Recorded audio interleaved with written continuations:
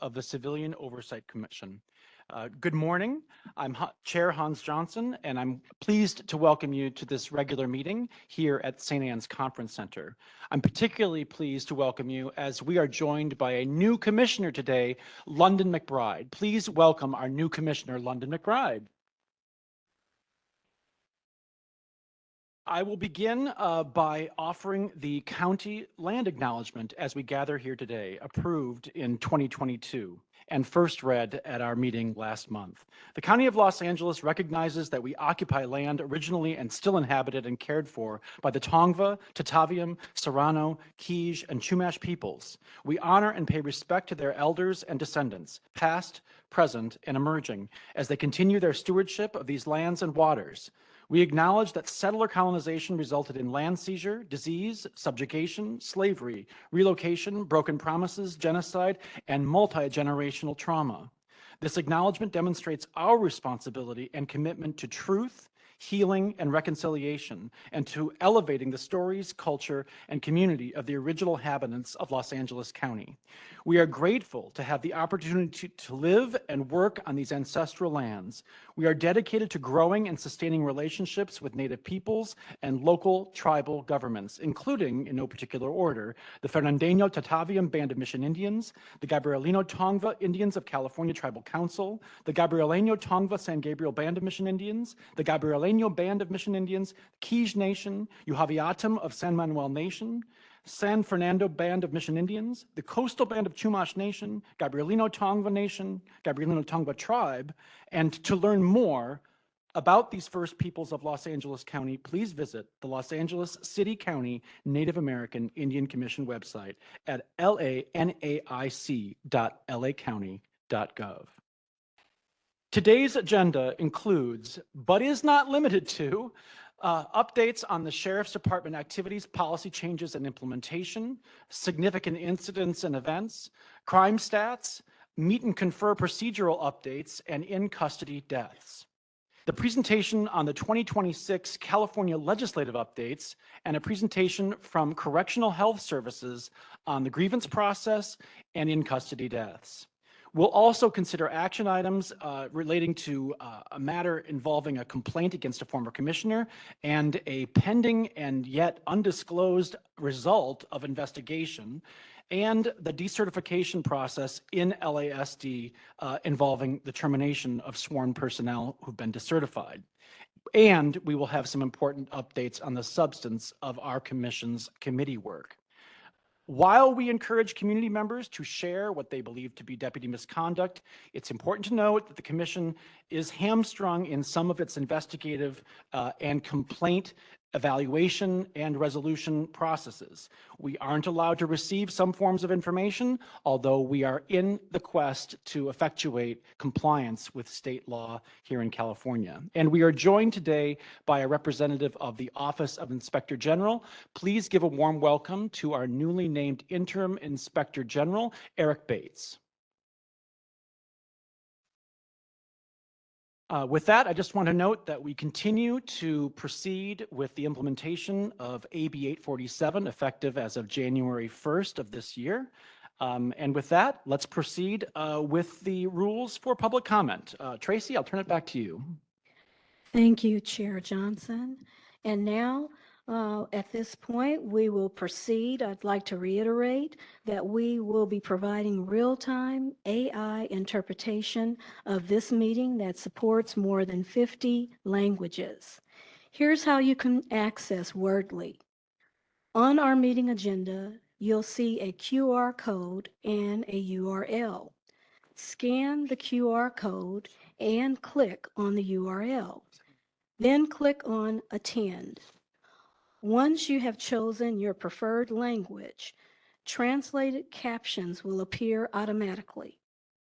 Visual meeting attendees can listen to the translation in real time by unmuting the speaker icon. Attendees here in person will need to use their earbuds or headphones.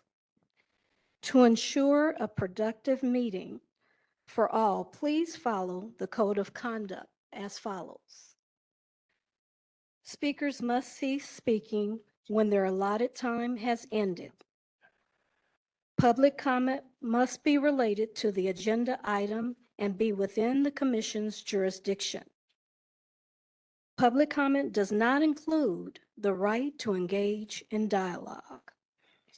Be respectful of the views expressed by the speakers, by staff, and commission members.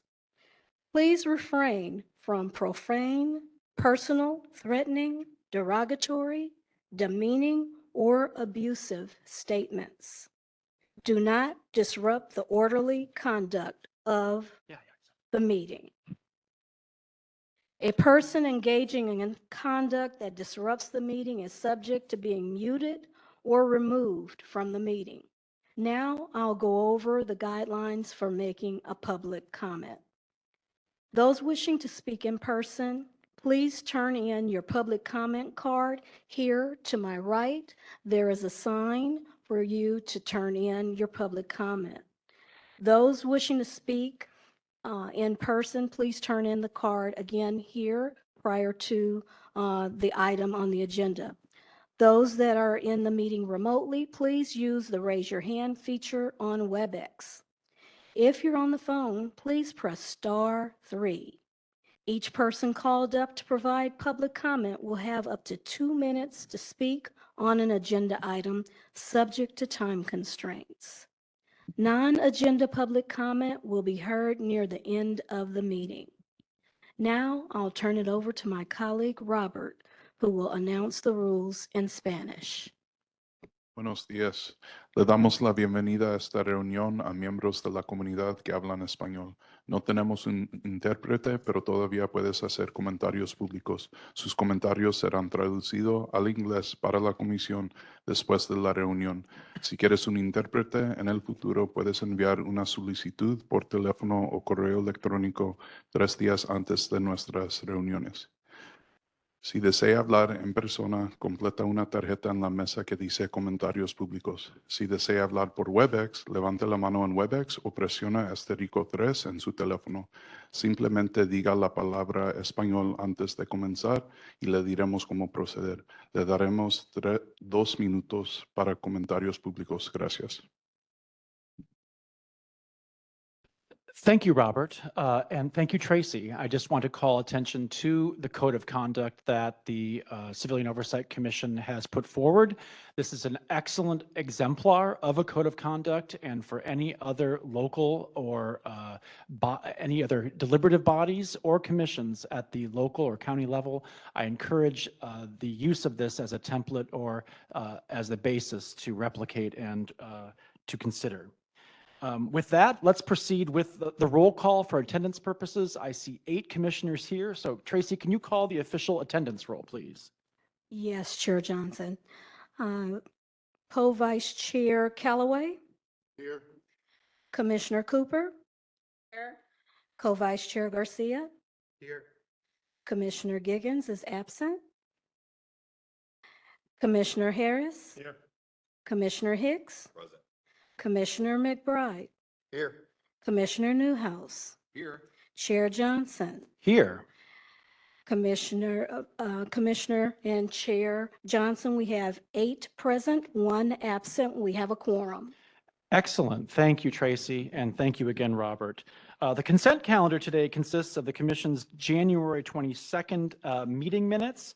Are there any proposed changes? Hearing none, is there a motion to approve the consent calendar? I'll move. Thank you. Is there a second? Second. So moved by, who moved? Oh, JP, thank you. And it was seconded by Commissioner Newhouse. Thank you. Is there any public comment on the agenda or the consent calendar? There are no public comments on this item. Excellent.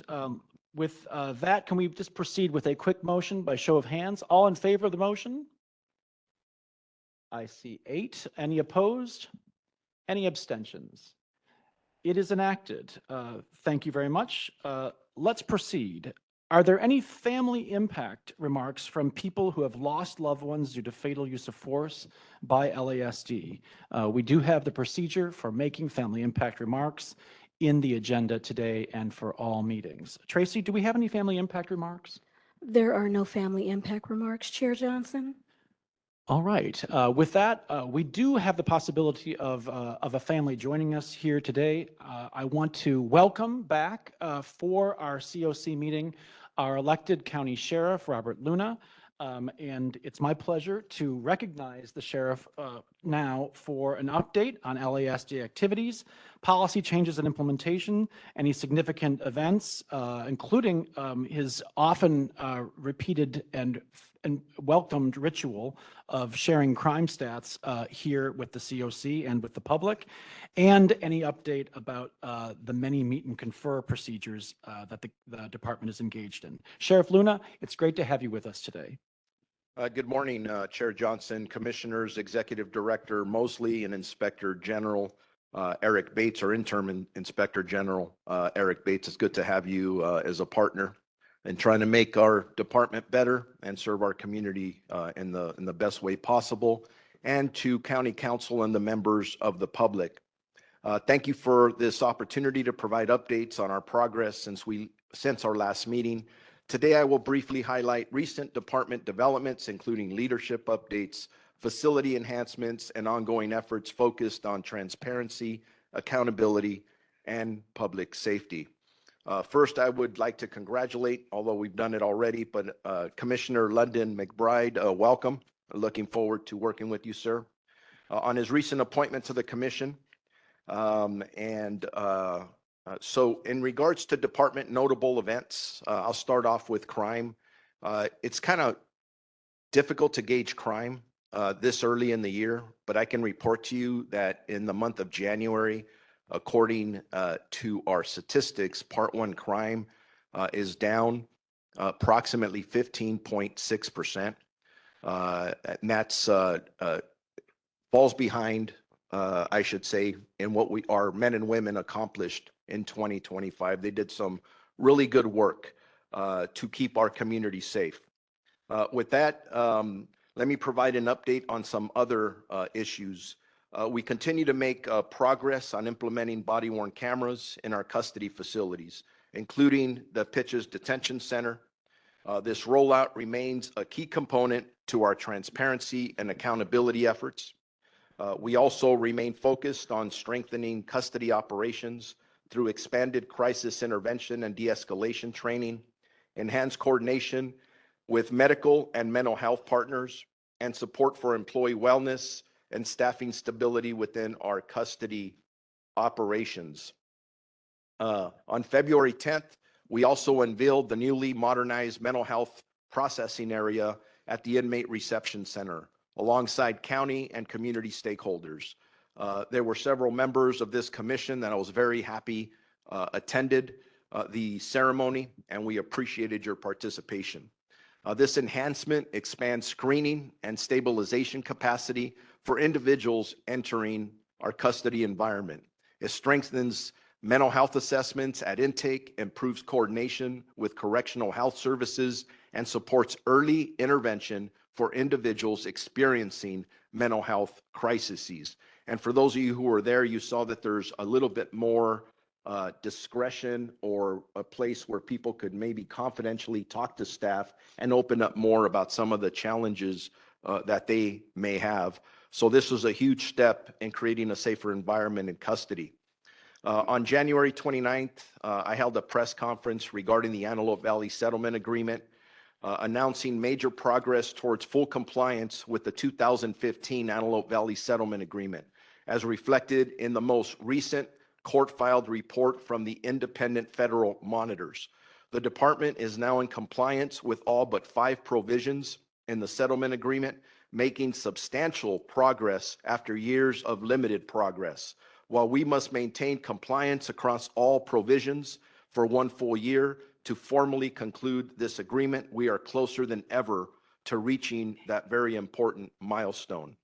The settlement agreement required comprehensive reforms across nearly every aspect of our department operations, including stops, searches, use of force, complaint investigations, data collection, supervision, and community engagement.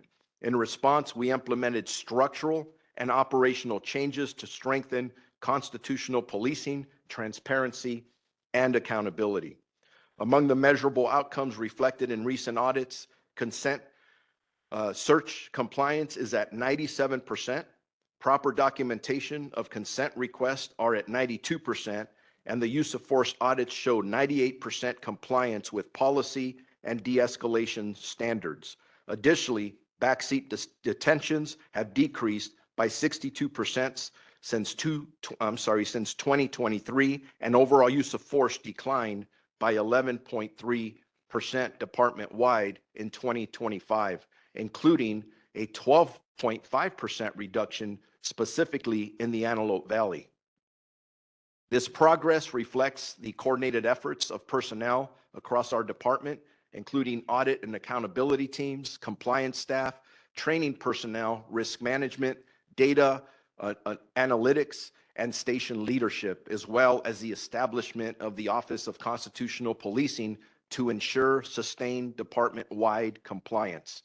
Importantly, much of the data is now publicly available through our transparency portal, reinforcing our commitment to openness and accountability. While important work remains, the progress outlined in the monitor's report demonstrates meaningful institutional reform and our continued commitment to constitutional policing and, more importantly, community trust. On February 3rd, I participated in a human trafficking regional task force press conference announcing the arrest and victim rescues as part of Operation Reclaim and Rebuild, a week-long statewide enforcement effort conducted from January 25th through January 31st. This coordinated initiative involved more than 80 federal, state, and local law enforcement agencies and task force operations across the state of California. The operation focused on identifying and rescuing victims of human trafficking, disrupting demand through enforcement actions, and holding traffickers and exploiters accountable. As a result of this operation, 156 adult victims and 14 minor victims were recovered, and 611 total arrests were made statewide, including 71 suspected traffickers and exploiters. In addition, 328 individuals were arrested for solicitation. Equally important, victim services provides and child welfare agencies were embedded in the operation to ensure survivors were immediately connected to trauma-informed care and supportive services. This effort underscores our continued partnership with local, state, and federal agencies, as well as nonprofit service organizations in combating human trafficking, protecting vulnerable individuals throughout our county. Additionally, on February 9th, we joined the District Attorney's Office and other law enforcement partners to promote public safety awareness during the Lunar New Year celebrations, encouraging vigilance around financial institutions and public gatherings. These efforts collectively reflect our continued commitment to reform, collaboration, and proactive public safety strategies throughout our very diverse county. About a week ago today, actually it was a week ago today, I also met with numerous representatives from Los Angeles-based immigration groups. We discussed several issues of concern to the communities we served. We talked about the law, the Los Angeles County Sheriff's Department outreach efforts, and future collaborations.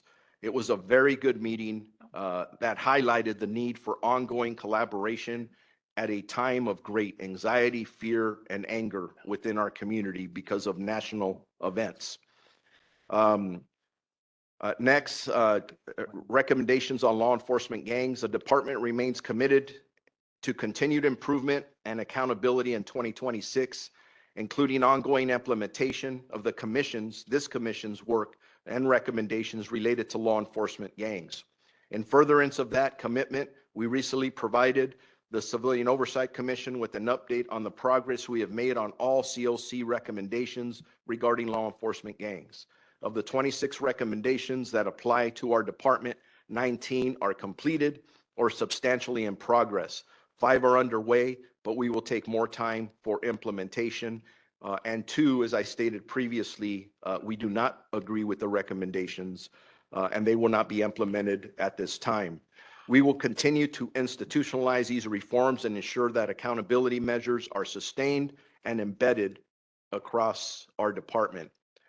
So in closing, I remain committed to working with each and every one of you on the commission to address concerns, improve operations, and strengthen public trust.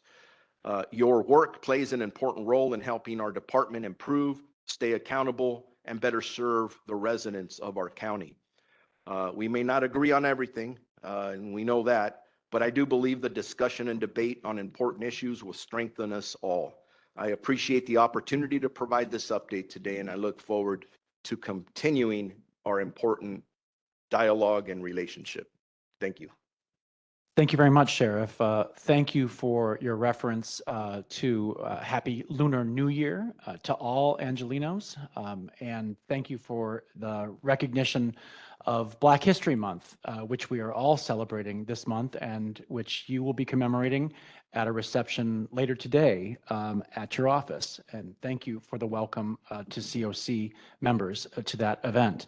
Also just want to note, as you did, that this is the third anniversary of the COC's own report about deputy gangs in Los Angeles County, a very important document from February of 2023 that included the 27 recommendations, the 26 live recommendations recognized by the sheriff, on which we continue to make progress and on which we continue to push the department to finalize its policy prohibiting deputy cliques. With that, I want to recognize any commissioners who have a question for the sheriff or a comment on the sheriff's update. Commissioner Harris. Yeah, I'm just going to request of the sheriff, would it be possible for you to provide to this commission a copy of your comments, not just this month, but every month, so we have a copy of what you're saying publicly? It'd really help us in better analyzing and digesting everything, all the accomplishments and challenges you've highlighted. Yes, sir. We will do that through Charmaine. Thank you. And we recognize that the sheriff reserves the right to build on or offer amendments or revisions to comments that may be made here in our subsequent conversations, because this is a valued relationship of consultation and ongoing collaboration with the Sheriff's Department, advising on policies, practices, implementation, and building of public trust. We'll deal with some additional updates related to that further on in the program, in the executive director's update and in the chair's report. But with that, I want to recognize Commissioner Callaway. Yeah, I just wanted to know, I didn't specifically hear, because it's a lot of numbers to compute, but the in custody, because we're about to talk about that today, is there any information about that you wanted to give? Are we talking about in custody deaths for custody? Anything that will be relevant or anything off the top of your head that's not in the actual written report? Can't hear In the microphone, please. Oh, sorry. Yes, in custody deaths or any other thing that might not be specifically in that report that it might be coming down the pipe, that another report saying like any type of trend analysis, like has the first couple months been higher this year than last, or has it gone down, or the inspections that you've done, because I know you go there every 3 months or so for every facility, just anything. Yes, so every 3 months, I am mandated as a sheriff of Los Angeles County to take a tour of our 7 custody facilities, which I do on a regular basis. And if I understand your question right, if we're talking about in custody deaths, we ended last year with 46, and year to date we are at 10. And for anybody who has questions about any of our numbers, everything I'm putting out right now is on our transparency page. So any member of the community can go out and look at any of that. I know there's going to be some questions related to in custody deaths to my partners at Correctional Health Services, because the majority of the cases that we've had are people in our care, my care, who have passed of natural causes. So I believe correctional health will be on with us later on to discuss those. And they get into what they can get into from a health issue. Thank you. Thank you, Sheriff. And I want to recognize also new leadership. Oh, excuse me, Vice Chair Garcia. I just wanted to share of that experience of attending the mental health processing area, ribbon cutting. I don't think, I mean, it's, the public really should or recognize how important this of that space is in the intake process, IRC, and the screening assessments done by Correctional Health Services. I mean, it's definitely set up from the front bench. But I also wanted to touch on in that visit, me and Commissioner Harris were able to go down and see the food processing area in MCJ and some of the progress that has been made from previous processing operations. And so I was somewhat impressed, you know, with the controls and how the food is packaged and what was being shared on the new, I believe it's called the cook and chill process. You know, I think overwhelmingly, one of the things that I've known is hopefully the department and food services can get to this goal of maybe a hot breakfast. But nevertheless, this daily process of, I don't know, I can't remember the thousands of meals that are going out. Definitely, I think it's an improvement, and hopefully that hot meal at the end of the day is, you know, the cook and chill process is working well. So I just wanted to point that out. And well, thank you, Commissioner, for recognizing the advancements or improvements that we're making. I give all the credit, and Hugo Macias, who is our new Assistant Sheriff over custody, is here. And I want to thank him and his staff, our custody staff. It's a tough environment. And we do everything we can to make sure that anyone in our care gets the best care that they can. It's not a perfect system. All of you do good work in bringing things to our attention so we can improve upon. And to the earlier question by Mr. Callaway, when I talk about numbers, I recognize that every number that I talk about is an individual who passed and a family that's been impacted, and that impacts us as well. So we want to do the best job that we possibly can to make sure that we're doing the best we can. And again, it's not just us, it's our partners with correctional health, mental health, and other partners that do the best that we can. And like I said, a very tough environment and people that are remanded into our custody. So thank you for acknowledging that. And I want to recognize, are there any other comments from commissioners? Commissioner Cooper.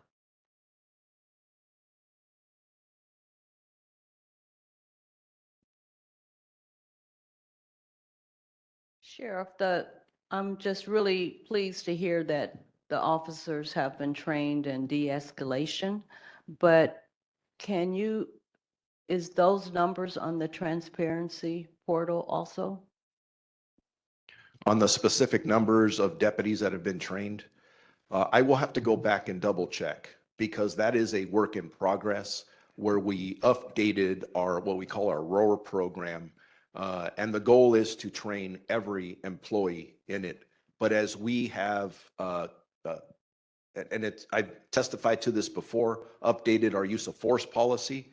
And the most important part of updating the policy that got through meet and confer, which we talk about a lot here, that training has to be associated with it. And that's the training that we've added in the last several years to make sure our deputies are getting that training, and then the community benefits from that. But I will follow up with you on that, or my staff will follow up with you on that specific question for training numbers on ROAR. Okay, thank you, because that is very essential to preventing use of force. Thank you. And building on that, it's been a priority of Commissioner Harris and myself to see further recommendation and celebration, commendation of personnel in LASD for exemplary de-escalation or de-escalatory practice, especially under great stress. And I just wanted to ask if there has been any progress in reestablishing or newly creating commendations for exemplary de-escalation. Yes, Mr. Chair, we are currently, that's a work in progress as well. We have had a yearly awards banquet to complement the great work that our men and women do as they're out there risking their lives for our community. But that's been done typically in the past by our labor organizations. We are now in the transition phase of trying to go out and find the community's financial support. Because if I look at my partners over at the Los Angeles Police Department, that's how they do it. They're able to finance it that way. So we'll continue to work towards that goal. I am hoping that sometime by the end of this year, we will have it in place, and an invitation will go out to each and every one of you. That's much appreciated. With that, I do see we have some public comment from an esteemed, Ramirez family has joined us here today. It's a pleasure to see you. Welcome to the COC. With that, can we go to public comment, Tracy? Yes, Chair Johnson, we have public comment from Raquel Durfler. If you could please go to the podium. We also have Vanessa Perez. If you can stand in line behind her, please. And if we can, let's accommodate the Ramirez family after Ms. Durfler, if we can. Good morning. I'm here to discuss the current status of Deputy Trevor Kirk, who was caught on video engaging in the exact behavior that caused LASD to be under a settlement agreement out in the Antelope Valley, and what could only be described as the absurdity of several LASD policies that have allowed Deputy Trevor Kirk to remain as an employee of LASD. On November 13th of last year, Post decertified Kirk, which prohibits him from being employed as a peace officer anywhere in the state of California. I spoke directly with Post, who shared that Kirk did not appeal their decision, so that the revocation stands. Post updates its list of certification actions weekly, and as of this morning, Kirk is still listed as currently employed by LASD. We spoke with Captain Bartlett out in the Lancaster station, who was completely unaware of Post's decision and said that it will make Kirk's continued employment difficult. He believed that LASD was holding off on its final decision on Kirk because of two things: the fact that Kirk was appealing his criminal case, and that he was afforded due process protections from the Law Enforcement Bill of Rights. It has also come to our attention that Kirk can actually continue on as an LASD employee if he is reclassified as a custody assistant or moves into a clerical position. He would keep his same employee number, pay rate, and his seniority as a county employee. Community needs to know if Kirk is still being paid with taxpayer dollars, and will he continue as an LASD employee. LASD must amend its policy so that one of its law enforcement personnel has been decertified by Post. They are not allowed to be reclassified, and they are automatically terminated as an LASD employee. Thank you.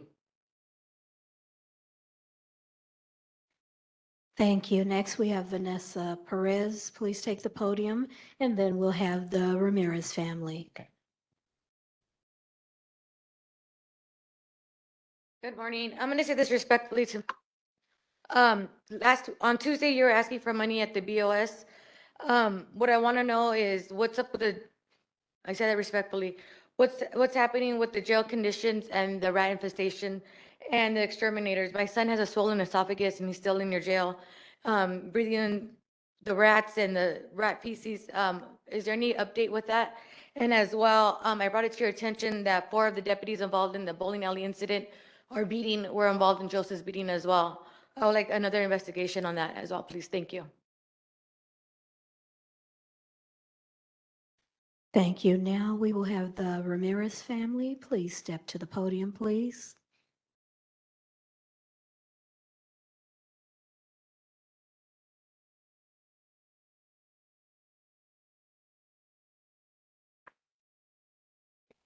Buenos días.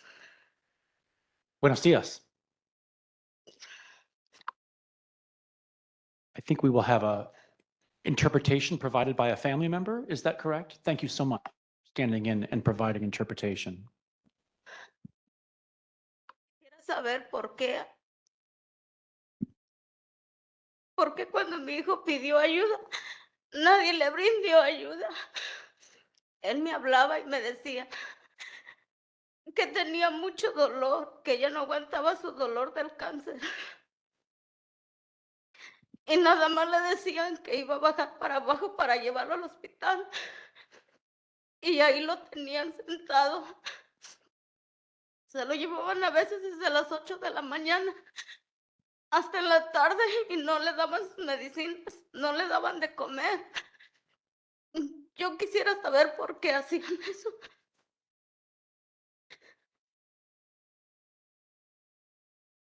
Good morning. We're here regarding my brother Carlos. He passed away while he was incarcerated. But we have a lot of questions to ask. Why wasn't he getting his medications and the help that he needed? He kept putting requests that he needed to see a doctor, and he never was able to see a doctor all the way to the end. They took him to the hospital when it was already too late. He was in the hospital for 1 week and then he passed away. He was only incarcerated 6 months. Before he went into jail, he was good. And being in the hands of, the county, he passed away in only 6 months. So we want to know what really happened to him. Why wasn't he not getting his medication? And why was he in general population when he was supposed to be in the medical side? El juez firmó hojas para que le dieran. Please continue. There was multiple times where my brother would get brought down from his cell to who knows what room in the bottom. They would keep him there for almost the whole day, telling him that he will go see a doctor. But all that time that he would do down there was just a lie. He was just there. They wouldn't feed him. He would go with no food. So imagine him being already no good and just spending the whole day down there, thinking that he's going to see a doctor and it never came. This happened multiple times, as far as they said regarding his medicine, putting those requests, everything that he put, we would want to see that, if you guys can go ahead and investigate more upon that, he was doing everything he can to see a doctor, just nobody wanted to give him that chance to go. They would bring him down to, like I said, at the bottom, and they would keep him there the whole day. And yeah, my mom, well, as you guys can see, we're all hurting, but my mom's more, she wants to see why. This is the why question here. Why wasn't no medication being provided to him? Why wasn't he seeing a doctor? Why weren't they giving him his food? Why were they lying to him? And going through all that, we want to say that the county is horrible. We can't do nothing for ourselves if we're incarcerated. Everything goes by the law. So if they're not doing their job, giving him what he needs, then what are they really doing to helping out? Cut off. Oh. Thank you. Thank you, guys. Any further comment from family members? We are willing to give you extra time to make your public comment here today, and we recognize the anguish that you are bringing to your testimony. Yeah. Say something.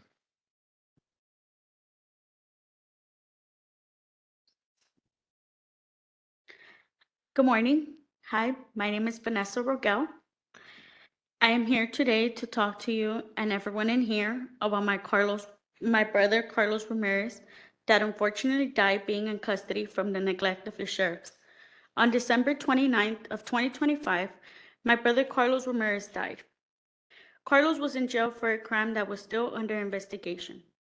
Before Carlos went to jail, he had been fighting cancer for quite some time now. Thankfully, his cancer was better after some time. Fast forward to his arrest, Carlos was under a lot of medication. And out here, he was under a lot of medication. Sorry, I'm a little nervous. You're doing great. And unfortunately, because of the neglect from the jail, from the sheriffs, my brother passed away. My brother didn't receive proper care, meaning they didn't give him his medication properly or even took his pain of cancer seriously. This is not okay. We need to change the system. We need to do something different. I'm pretty sure my brother isn't the only cancer patient in there. So we need to do this. We need to do something about this. We would like some answers and we would like some change. Thank you. Thank you, Vanessa. Does that conclude the family's remarks? Or are there any last statements you wish to make? So we wanted to know if we can get a medical records and the request of the request that he used to put in. So we wanted to get all those records. Is there any way that we can get them? We refer your public comment to the sheriff. We don't usually respond to public comment during public comment at our meetings. However, in this case, I do wish as an exception to ask the sheriff if he wishes to respond or provide any answer to the question asked by the family. La primera cosa que quiero decir es lo siento por lo que pasó.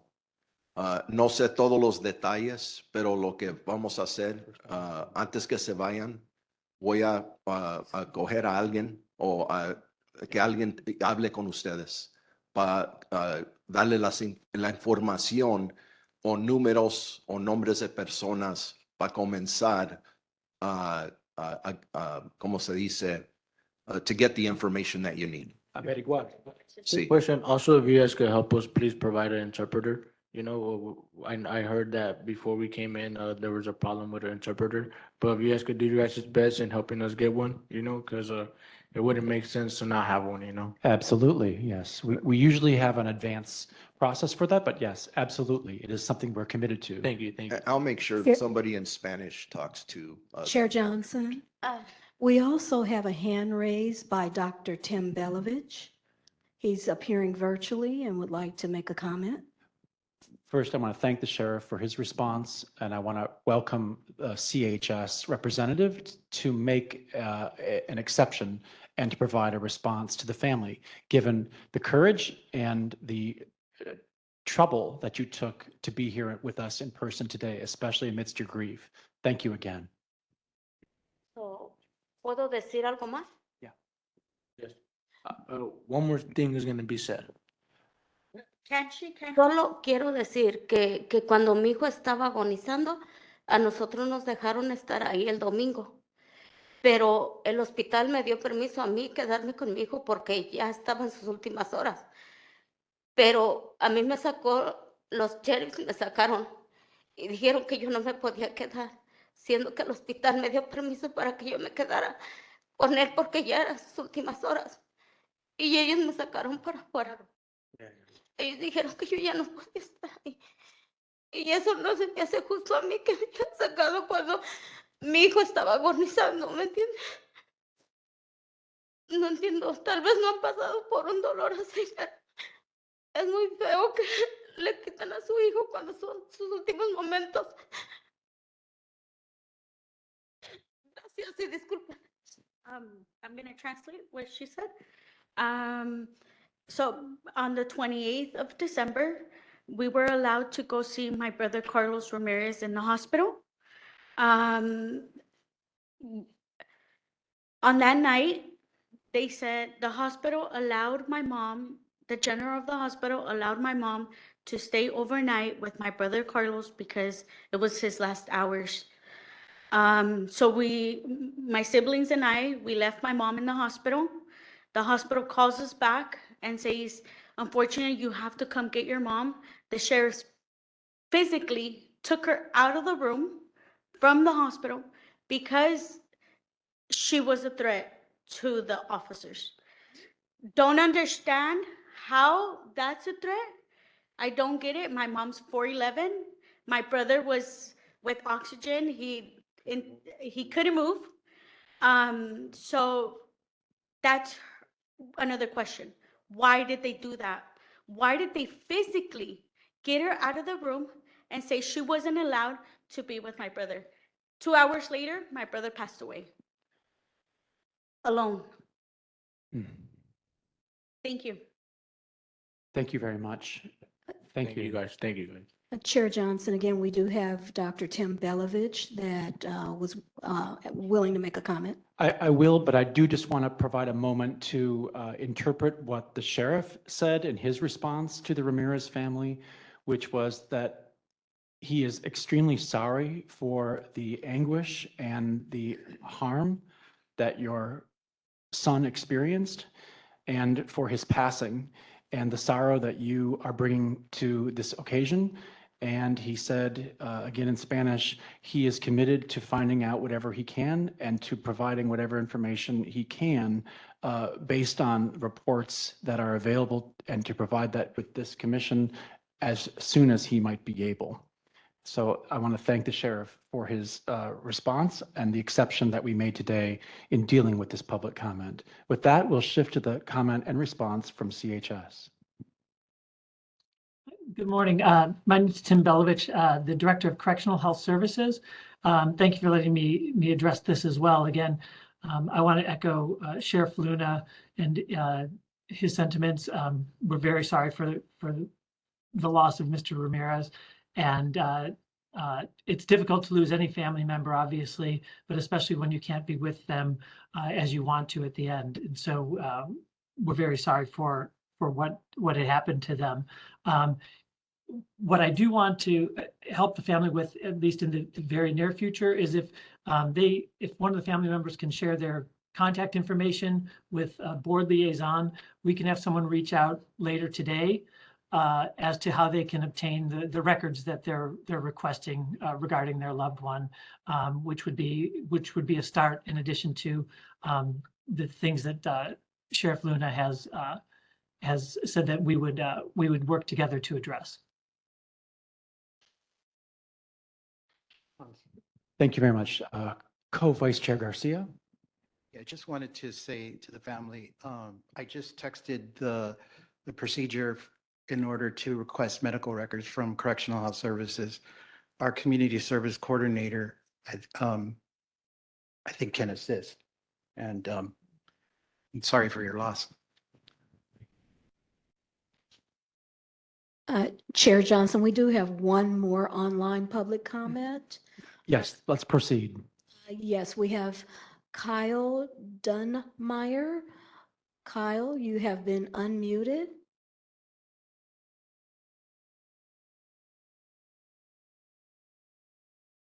Kyle, you have been unmuted. Hello? Can hear you. Good morning, everyone. I want to say sorry to the family and their lost loved one. I'm here to share my story about an excessive force incident where I was threatened to be shot by a sheriff's deputy in Lancaster in my driveway for a alleged illegal tent in my driveway. And so after that, I was falsely charged with attempt to remove a firearm from a peace officer. And when I called to file a complaint about that officer, I was told by the watch commander that I should have been tased, and I should have been tased because it looked like I was about to resist. I would like to know that I am a veteran. I have served my country. I have no criminal background. And I would like to know if something will be done about this. Thank you. Our final online public comment is from Cindy Nunez. Cindy, you have been unmuted. Cindy?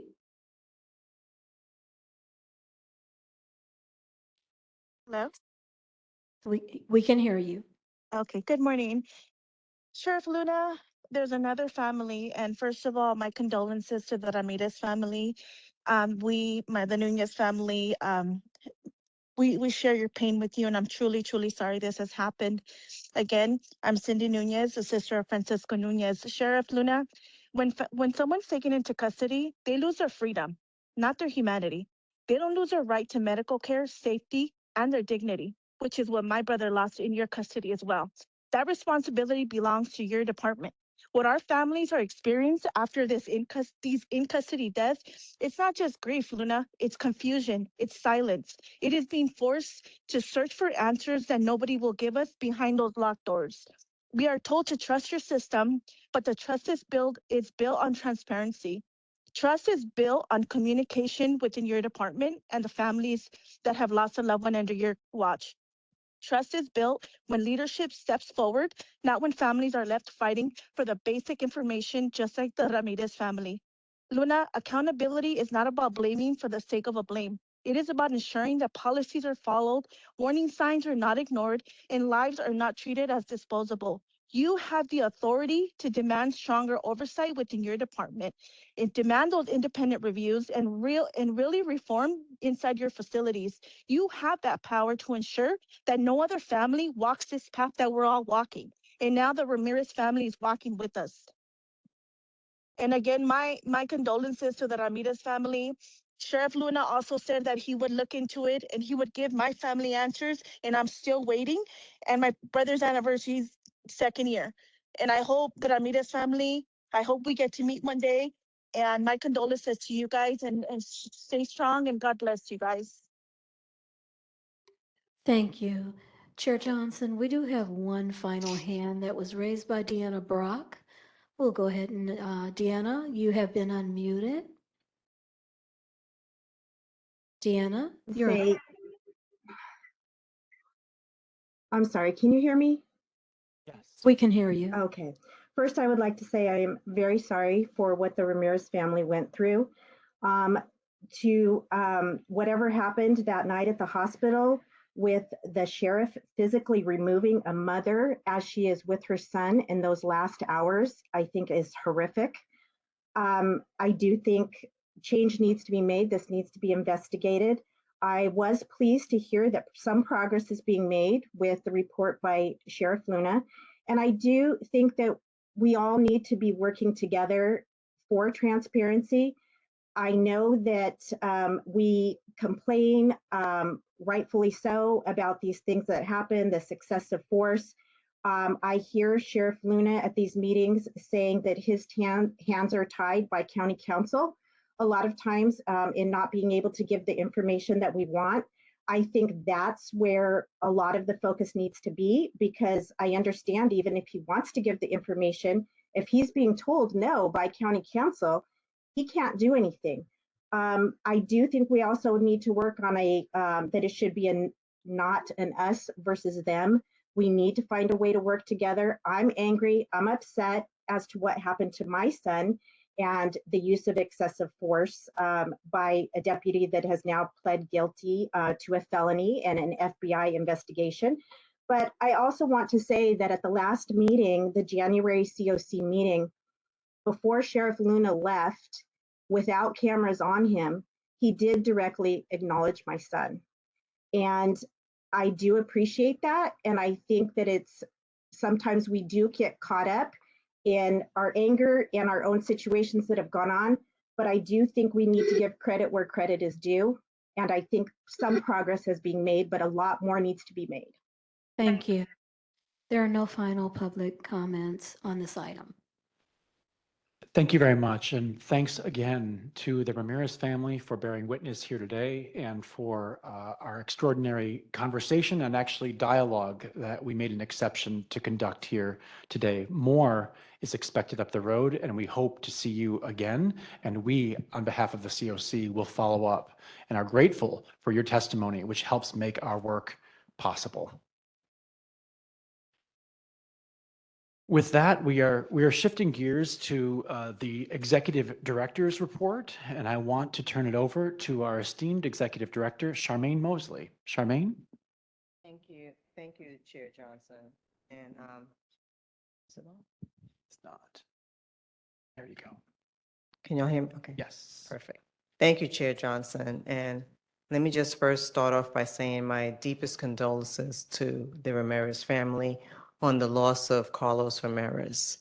And thanks for joining us here this morning.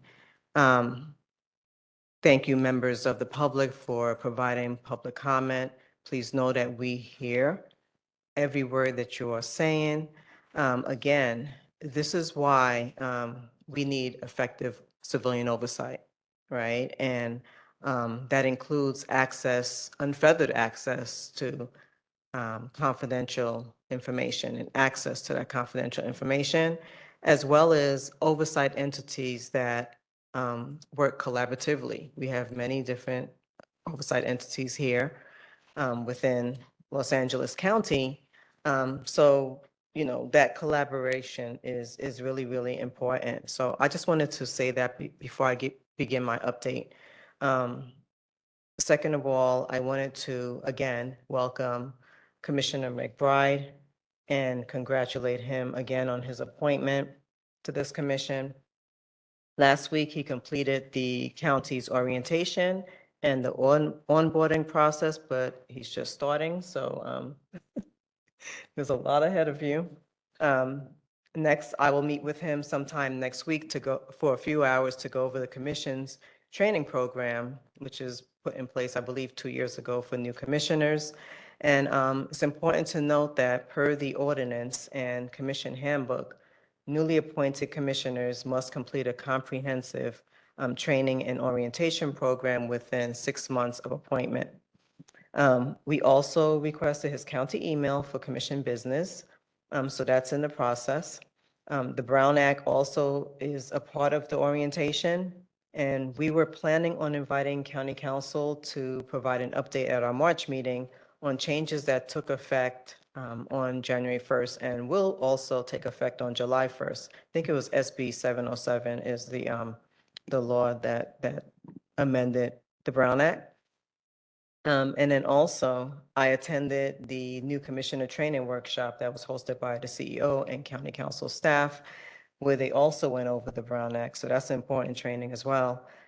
Since we already have a well-saturated agenda for March, and due to the importance of compliance with the Brown Act, my recommendation will be for the county council staff to provide a training to less than a quorum of commissioners and record the training to be shared with other commissioners so that we are not in violation of the Brown Act, of course.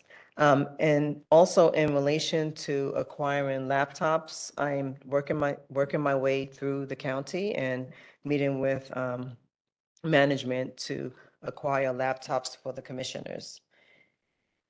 So the cost of the laptops will come out of the commission budget. So I just want to note that. We also have, the next item I'm going to be updating on is our community engagement and also activities and meetings. In your folders, we have a list of upcoming events. I think we have some at the table on the outside of the room. And these are events that are, thank you, Chair Johnson. These are events that the commission will be either hosting or will be having a presence at with either commissioners' attendance or also staff attending these events and activities. Since our last meeting, staff attended the CAC in Lancaster, CSIP community meeting, public safety cluster meetings, CCJCC, and also Civil Brand Commission meetings, and then also a countywide Know Your Rights and Resources 2.0 approach to LGBTQ+ and immigration's affair meeting. Also, commissioners attended the ribbon cutting ceremony in IRC's mental health processing area at MCJ, and also the Board of State and Community Corrections meeting on February 12th. That was online. We have a few upcoming activities as noted in this list. We are planning a virtual forum on Know Your Rights and navigating the law when it comes to immigration. That's scheduled to take place on March 3rd. and a virtual town hall on license plate readers is scheduled to take place on March 11th. In addition to planning an in-custody death forum, which is tentatively scheduled for April 9th, we are also planning our annual conference for July 25th, and that's in celebration of the Commission's 10th year anniversary. And also this afternoon, LASD will be hosting a celebration of Black History Month at the Hall of Justice, and staff will be attending, possibly some of our commissioners as well. And then also there's a CAC meeting at West Hollywood, which our community specialists will also be attending. This Saturday, we are staffing a table at the Gun Safety Teach-In and Resource Fair in Pomona, and that's hosted by the LA County Office of Violence Prevention. The first week of March also, there is the Peace Officer Standards and Training, known as POST. They will be holding several meetings in San Diego. If commissioners may want to attend in person, that is an option, as well as virtual. And that's also in the list of events, upcoming events. And then on March 5th at 4 p.m., LASD's Academy class graduation is scheduled to take place. And then also for commissioners to let Starlet know if y'all want to attend that graduation show, so we can make sure we don't have a quorum. My last update is on commission staffing and internal operations, and I was hoping that our senior staff analyst position would have been filled by now, but it remains vacant, and that's due to the requirements for the position, which are research, heavy research, and then also writing, which is crucial to support the work of our ad hoc committees. We have several ad hoc committees where we have to be able to research best practices and also LASD's policies and procedures in order to draft reports to make those recommendations, or important recommendations. We are scheduling a meeting with HR to discuss any options they may have. I am also on the NACO Planning Committee for this year's annual conference, which is going to be held in Louisville, Kentucky. Louisville. I don't know, I have a different accent. I have a New York accent. So NACO is now accepting proposals with its submission deadline of April 15th. So commissioners, please let me know if you have any session topics, because we will need to start mapping that out as soon, in addition to our lengthy attendance here at these meetings. And also we are finalizing our 2025 annual report, which is also undergoing review. And we are hoping to have it finalized by our next meeting. So Chair Johnson, that concludes my update. Thank you. Thank you very much, Charmaine, and thanks to your stewardship and your leadership with our staff. As Charmaine mentioned to me before today's meeting, if you look at these upcoming events, which do not even include all of our planned upcoming events, we aren't playing. And it's a very robust record of community engagement and tackling some of the most serious issues with partners in the county and at the state level. I just want to note that last week I was pleased to be able to join in as the special guest of the League of Women Voters here in Los Angeles County of their monthly meeting, focusing on sheriff accountability, jail conditions, and constitutional rights. This is a point we have not yet made today, and I just want to make sure that our record reflects it. For the first time in 8 months, Los Angeles County is not playing host to any federalized troops, federalized National Guard, or U.S. troops deployed to our streets. The concerns that this deployment has raised strike at the heart of constitutional law enforcement and have cut to the core of the trust that Angelenos have in badge wearers and in law enforcement. And I want to thank all of the people in this county who have risen to the occasion to adopt de-escalatory practices and to make this a teachable moment. Even when our constitutional rights are threatened, Angelenos have risen to the occasion, by and large, to show de-escalation and to show distinction between ICE and other masked federal agents on our streets, and the law enforcement professionals who serve us here at the local level, for whom accountability is a real and necessary safeguard as part of our constitutional rights. This COC takes seriously our role, both in shining a light on that distinction and in bringing greater accountability and transparency to bear on all law enforcement, especially on the Sheriff's Department that we are sworn to provide diligent oversight for. I have a very happy duty today of welcoming new Commissioner London McBride. The recent appointment by Commissioner McBride, based on his impressive interviews with fellow commissioners and with the deputies of our county supervisors, really bring out an exceptional set of skills that we are very pleased to be supplementing our commission membership with. He's a human-centered educator, mentor, and leader committed to helping people and communities grow through justice, compassion, and trauma-informed practice. His work sits at the intersection of education, community engagement, equity-based leadership, and holistic safety, and grounded in the belief that every person deserves dignity, voice, and the chance to thrive. Mr. McBride's career has spanned over 25 years in law enforcement, including the UCLA police force and community engagement, faculty roles in higher education, pastoral leadership, and service on multiple equity and human relations committees. This includes the Peace Officers Standards and Training Board of the state of California. And so I'm especially pleased to have a commissioner with that background and fluency in post, where he advised the recently adopted curriculum and standards that Post has adopted involving racial and identity profiling and the avoidance of bias-based policing. As both a practitioner and an instructor, Mr. McBride has trained officers, college students, healthcare workers, and organizational leaders in procedural justice, bias awareness, including implicit bias, de-escalation, and community-centered safety.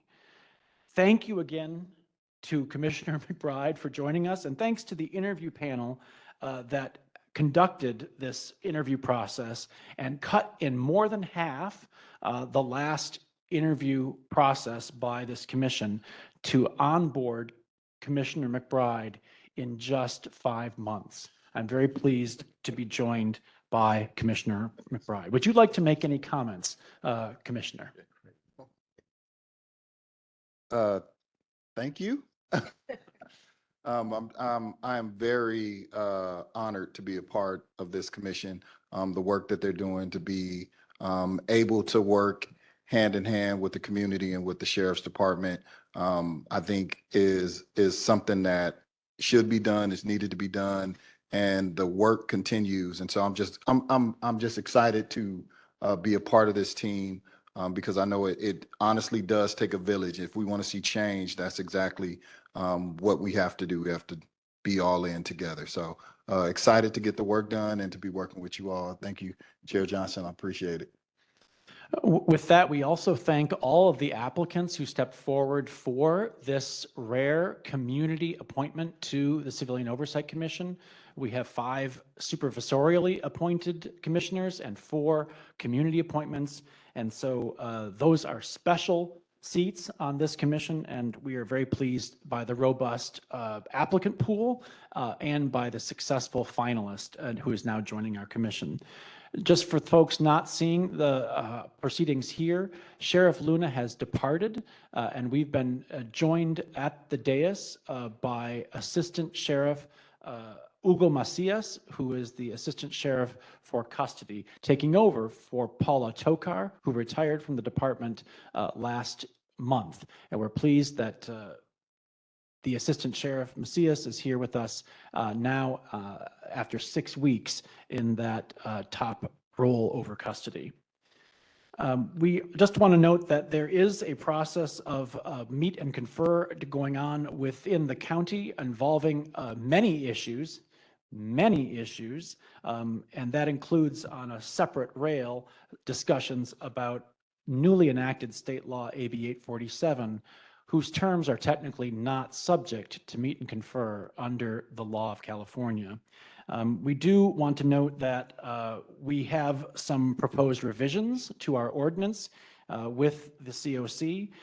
That process is ongoing. I do want to ask if there is a liaison for county council present, if there is any report about when you might expect the revisions of our ordinance to go forward. Is there a comment available by county council on that ongoing process? Thank you, Chair Johnson. Our office is still evaluating, and we will look forward to set up an appointment in a private forum to discuss. Thank you. Okay. Well, thank you for that.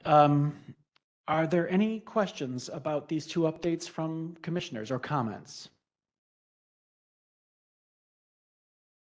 I do want to echo the point from Charmaine before we let this go about panel ideas for the upcoming NACOL conference in Louisville, a very important opportunity coming up this fall, and we do face tax day, April 15th, as the deadline for getting proposals together for important panels and an opportunity to reflect the leadership of this commission and this county for a national set of colleagues at that gathering in Louisville this fall.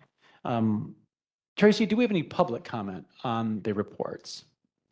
Yes, we have an in-person public comment from T. Carter. T. Carter, please take the podium.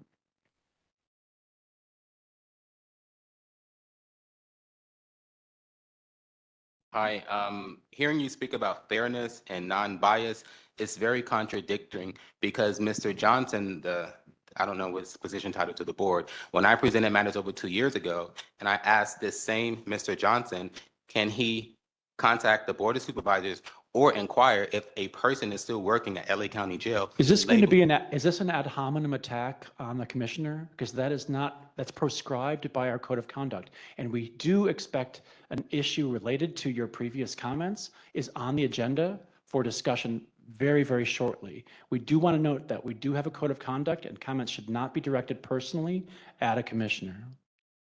Your response is biased, and I have not directed anything. I'm actually stating facts. So if you consider me stating facts that involves your name, that is not considered a code of conduct violation. You now interrupted my time. So how is that a code violation when I mention your name when explaining a situation? You just don't want your name to be mentioned in something that you did not do with that, which I requested. So how is that biased? How is that a code of conduct violation? Because I'm mentioning something that involves yourself. You interrupted me, so do I get my time back? How is this a code violation? Can you direct me to whatever guideline or county ruling or county bar number, whatever it is that says this is a violation of me speaking about something and use your name as an example because you were part of this? What violation, what code violation would this be under? I have I have the county claims form also, and I want to make sure that I Understood. We're going to give you on the county claims form. How much document now? This is now. Can you actually, Ms. Jordan, put like? We're going to give them 30 additional seconds. I have not used any form of Understood. Can I say something? We're going to give you your time, and I'm going to start the time right after I tell you just a little bit of information. So, if you look at the agenda, do you have the agenda? Yes, I'm here to speak about a report, and you're speaking about another agenda, but go ahead. No. I'm speaking about an agenda. My name is Vice Chair Calloway. I am the chair of the Complaints Ad Hoc Committee. I've been diligently working on your issue and been telling you this every meeting. On the agenda, if you look at the reports for the Ad Hoc Committee, you'll see something that mentions correctional health services while at Men's Central Jail. We're going to give you an update about the work that we're doing to try to help you. So we're going to start the clock again and give you back the time so that you could continue. But I just wanted to update you on where in the agenda that you can look to see that we're going to talk about the issue that you had, and for you to understand that in a bureaucracy, sometimes it moves slow. So when I come back to speak on that agenda, how am I going to respond to the executive chair's report? Because you're going to tell me Please that's another agenda. start his clock. So due to the biased response that was given to me by Mr. Johnson, I'm going to be adding this to a county complaint form for damages. You're basically shielding me from speaking about a matter when I'm responding to a commission's report and the chair's report, and I'm including something in response to that. I have the right to respond to a report. And if I would like to mention that certain things were not included in the report or how the report neglects certain things, I have that right. But because Mr. Johnson used discriminatory practices against me, he doesn't want me to speak and is tailoring how I speak. When I ask, can an employee be checked to see if they're still working after labeling me a certain way? Has never been in any forms of reports. I have the right to respond to reports. Now he's trying to single me out and tell me when I can and cannot speak. I didn't use any curse words. For him to even say what he said to me is bias. And everyone on the panel sitting here and never stands up for people that are speaking. I didn't do anything wrong to speak. I didn't use any curse words. I didn't do anything threatening. So why would he stop me from speaking to tell me that I'm not speaking on the right agenda when I'm responding to a chair's report? Just Thank because he doesn't you. want to hear something, it does not mean that I'm doing something wrong. Thank you. And all of you are sitting up there Mr. Carter, your time has ended. Thank you. Chair Johnson, we have no further public comments on this item. Thank you, Tracy. With that, I want to welcome the Interim Inspector General for LA County, Eric Bates, and to offer a chance for Mr. Bates to provide an update, aware of the fact that we were expecting and hoping for a fuller update from the Deputy Dara Williams, but we are very pleased to agendize that for our next meeting. But we are extremely pleased to have the interim IG with us. Mr. Bates, would you like to provide some update to the COC and the public? First of all, good morning and welcome to the new commissioner. We're both starting about the same time, so we'll have that connection.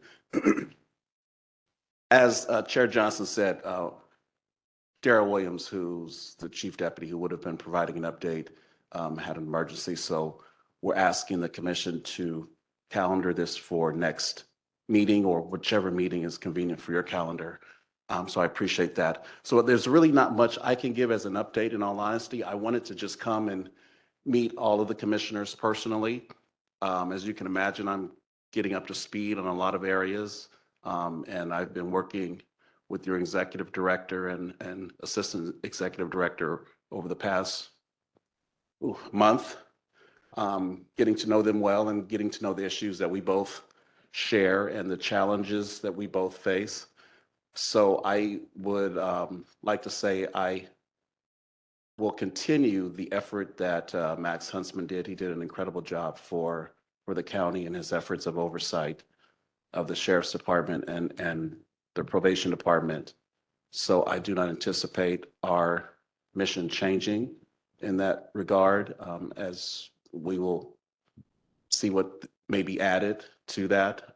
But I can commit to the commission that we will continue our efforts in oversight and to be a good partner with the COC in our joint efforts for oversight of the Sheriff's Department and the Probation Department. And look forward to working with each and every one of you. And I am available anytime if anyone needs to speak with me. One minor update, given the somewhat turbulent budgetary times that we're facing in Los Angeles County and you're taking on this role, can you just provide, even from a ballpark standpoint, how the curtailment of LA County resources has similarly affected your agency as it has ours? Sure. Well, as has been reported before, I believe our office took about a 1/3 reduction in personnel. So obviously that does affect the ability to provide perhaps the same type or same level of oversight, but we can't let that deter our obligations in providing appropriate and effective oversight. So we are just having to be creative to make sure that we meet our responsibilities to various stakeholders, including California Department of Justice, other legal rulings and consent decrees that have been asked for us to assist in monitoring.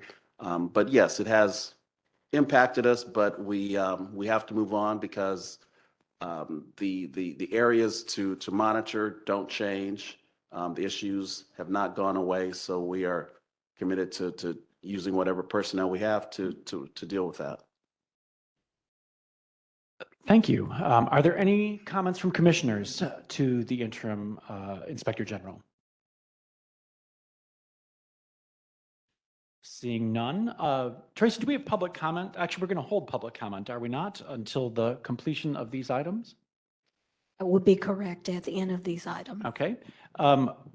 With that, I want to ask, do we have a representative of the Civil Brand Commission with us today to provide an update or to share any recent reports with the commission, which they have been filing online and which this commission is very grateful to and continues to make reference to in our own work, as do the supervisors of Los Angeles County. Anyone from SBC with us today, either remotely or in person? Our representative from Civil Brand Commission, the chair, Chair Broder, had to step away and leave us around 10:30. She did give us her apologies, and we did have some slides that she provided with information related to their inspections. Do we want to provide that update now? Well, she's unavailable to give it, but we do have those slides available if you'd like to show those slides that the Civil Brand Commission did have. I think we should do that. Let's proceed with that. Who would like to provide any commentary or to usher that through? Do we have a staff expert on that who is willing to do this in lieu of Ms. Broder on behalf of the SBC?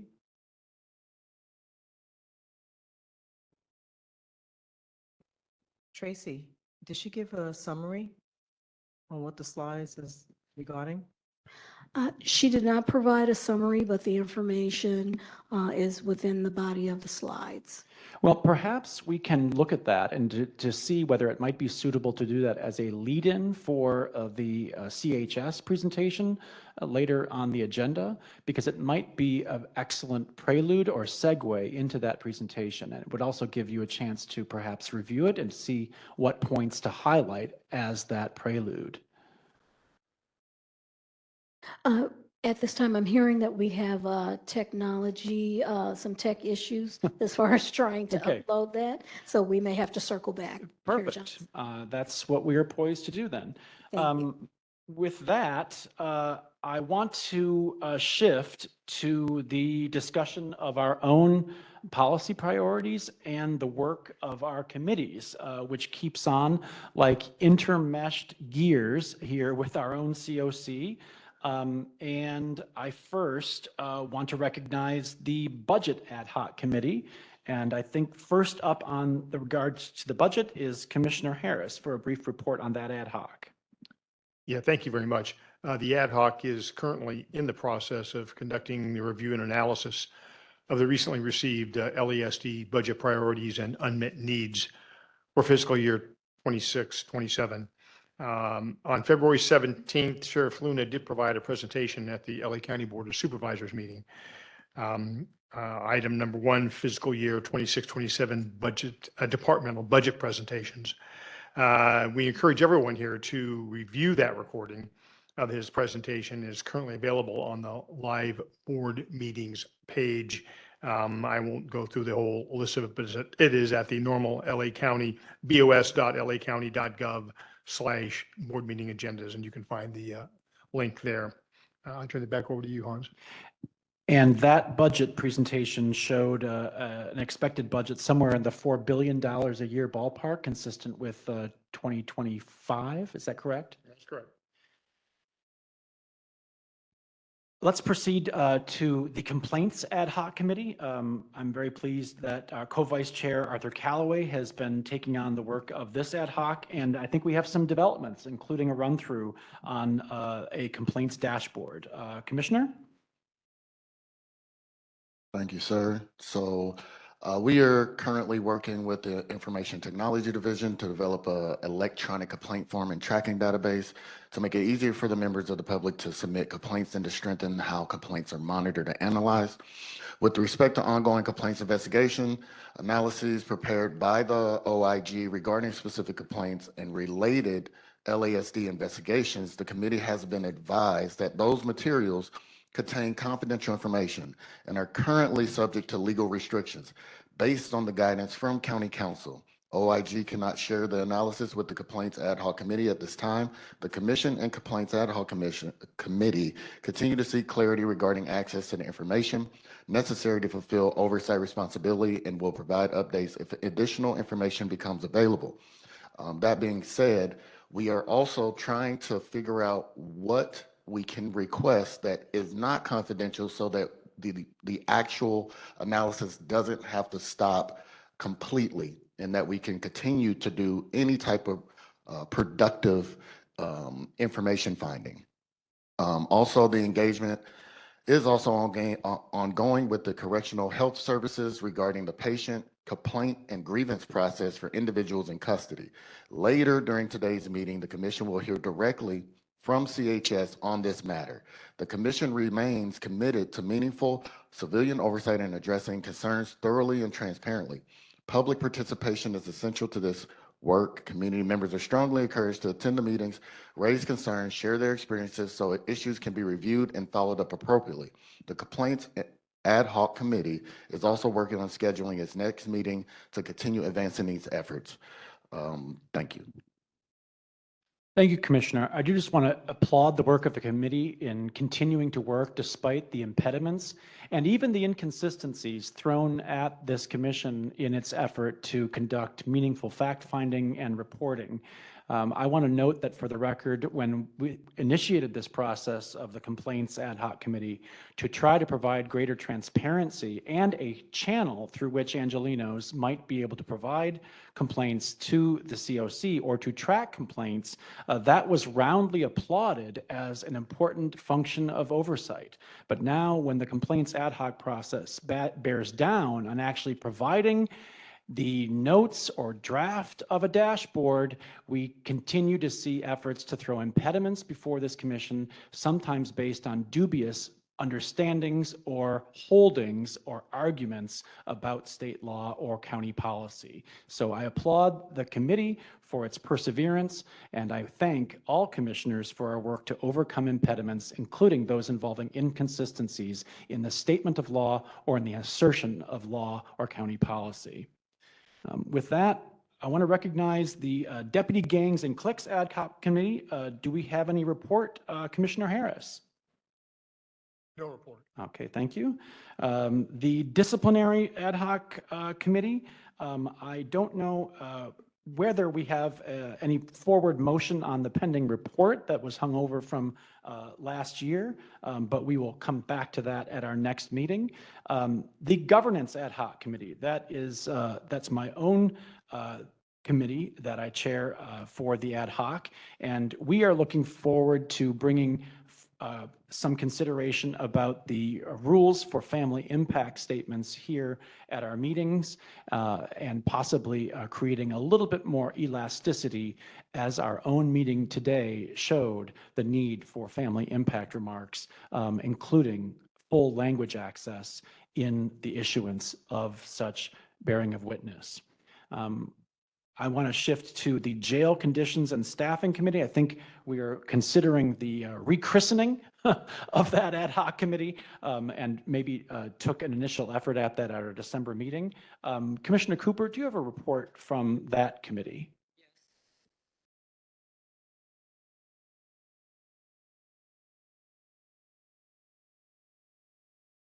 Good morning.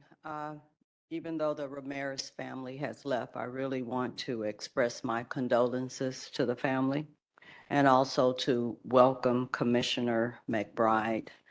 The Jail Conditions and Staffing Ad Hoc Committee, we met on February the 17th to discuss the in-custody deaths. So we're still working on issues in terms of how we can decrease the deaths. And also, we want to work more closely with the Civil Brand Commission to have them present at our meetings to make sure that we're understanding their inspections. And also, on the 18th, I attended the Public Safety Cluster Review, which talked about the pending closure of the jails without implementing new jails within the LA County, and also to strengthen the accountability to decrease the number of deaths in the LA jails. We are also planning a meeting to discuss in custody deaths with the community, and that will be April the 9th. We really want to understand some of the mental health issues versus criminal issues, and really get input from the community.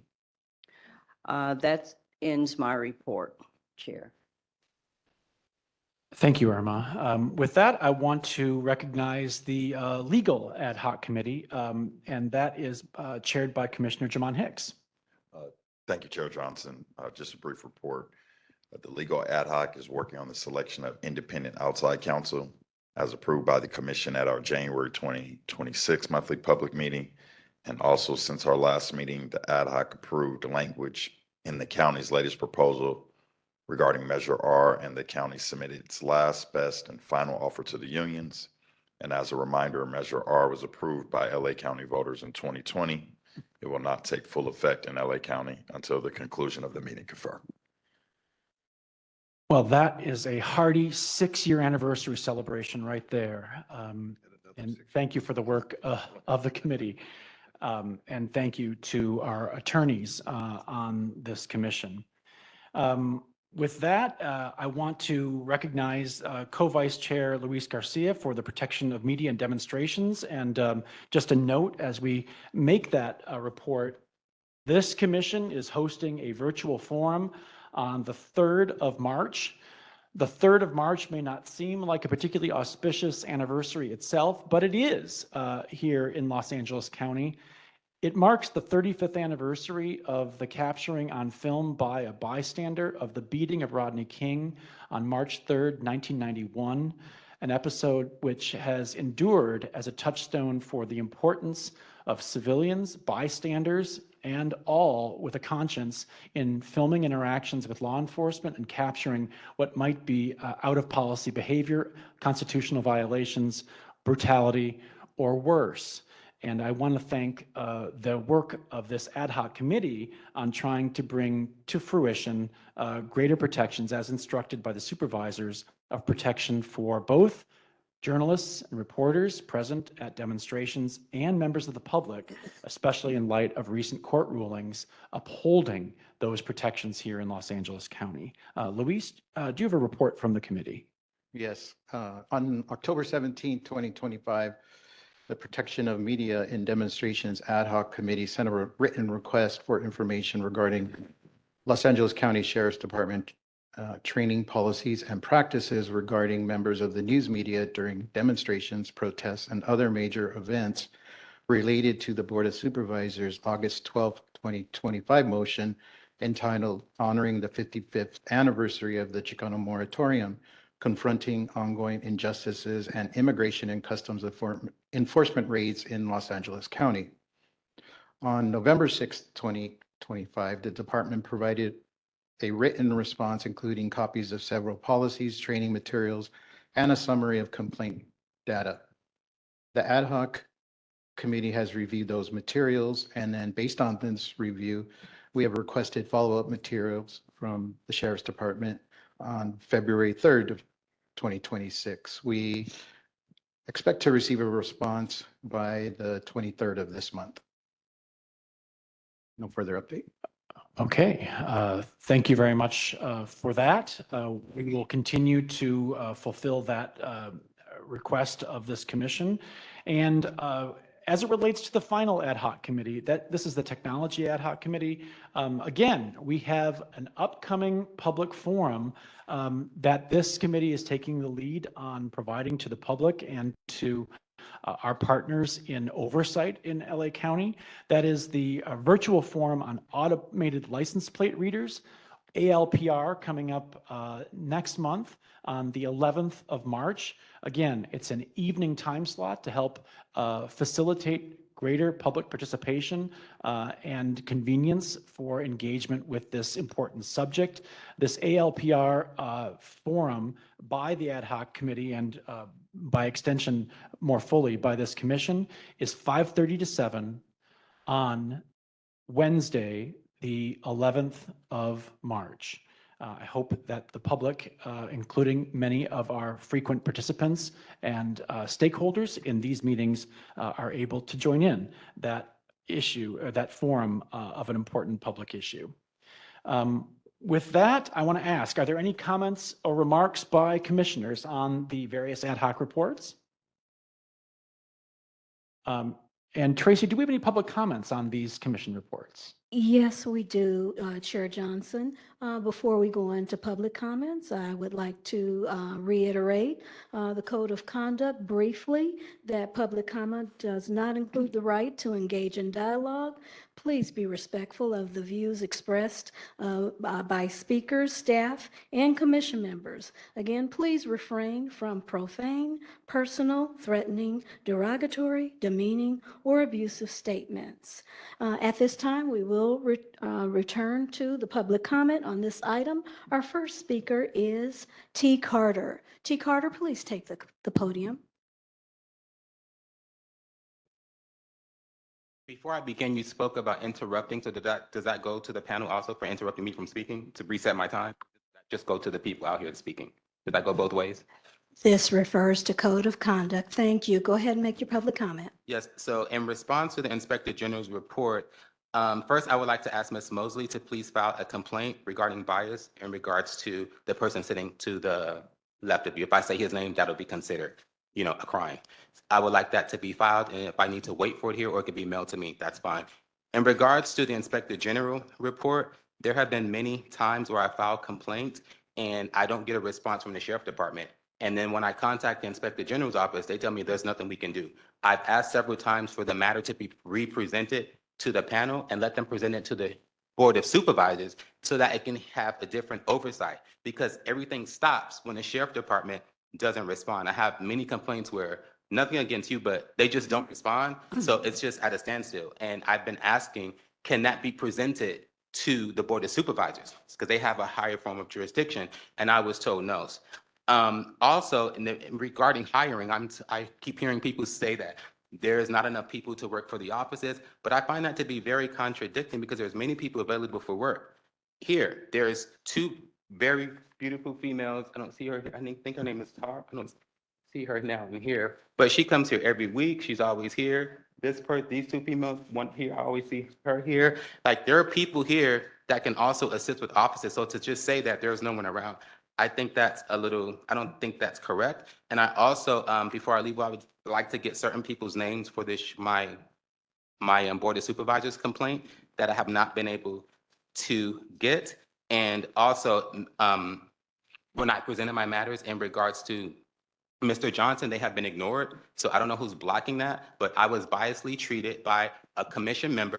And I was told that they cannot ask if an employee is still working that labeled me as schizophrenic. But this same commissioner asked the Sheriff Department if their employees were still working, and no one on the panel stood up for me. Thank you. Chair Johnson, we have no further public comments on this item, but I would like to advise you, we now have Chair Broder back from Civil Brand Commission. Excellent. Let's incorporate that report here before we take a brief break to resume our agenda. So SBC Chair Haley Broder, welcome back to the COC. Thank you for being able to make this report and to submit the PowerPoint that we're pleased to be able to share as part of our program today. Thanks so much. I appreciate it, Chair, and I'm glad that I can be here. Just to, as a reminder of what we're doing, we conduct unannounced, unescorted inspections across LA County jails and lockup facilities. Our commission has continued to do those over the last month. As always, we are very, very, very concerned. I believe this is an old PowerPoint. I'm sorry. I did not provide a PowerPoint for this meeting. I just have my my verbal remarks. We are noting that there are 10 deaths so far this year. We are very concerned about these deaths. We are very concerned about the 46 lives that were lost in the jail last year. We are continuing to work within SBC and in our inspections and with the Sheriff's Department to try to see what is happening and how we can prevent these deaths. We are particularly looking at how many of these deaths are marked as natural and how, of course, there is nothing natural about dying in an incarcerated setting because of the conditions of confinement. On our inspections over the last month, particularly looking at Men's Central Jail, we are again seeing really, really disgusting conditions. Visible black mold, dirt, grime, rodents, feces. We saw urine in bottles because people were not allowed to leave their yard time to use the restroom, and so they were peeing into bottles and leaving them in the outside recreation area with them. We're very concerned because we continue to hear over and over from individuals that they submit request form after request form with their grievances and receive no answers. That includes for medical. After all of our visits, we follow up with Correctional Health Services and with the Sheriff's Department and provide a list of the medical issues that we document. However, because we conduct really spot checks in these jails, we're not able to get to everyone. What we do, though, is every time we go in, we hear somebody's had a broken wrist for 6 months and has submitted tons and tons of medical requests with no response. We hear somebody else that they are not receiving their kosher meal that they have requested, and it's not happening. We hear somebody else who has a medical concern that they have not gotten treatment for, and we follow up as much as we can. So we continue to report these to the Sheriff's Department, to Correctional Health Services. We are very, very concerned about the conditions in the jail. We also continue to be very concerned about the sexual assaults by deputies against those who are incarcerated in CRDF and other facilities. Our next Civil Brand Commission meeting is the first Thursday of the month. It'll be March 5th. We will continue to talk through our inspections and have reports. You can visit the Civil Brand Commission's website to see our reports published there with more detail. Thank you so much. Chair Broder, before you go, I do just want to follow up on one question that I think has occurred to many commissioners with stark poignancy, especially in light of your reports from January. And that is, as you can see maybe in our agenda here today, we have a chart attached involving jail deaths in LA County, some of them involving narcotics and overdoses. A simple question: how are drugs getting into our jails? And how are so many drugs getting into our jails that we would have this number of narcotic and overdose related deaths in custody? Is there anything from your reports or from feedback from incarcerated people that might shed further light on that question or an answer to it?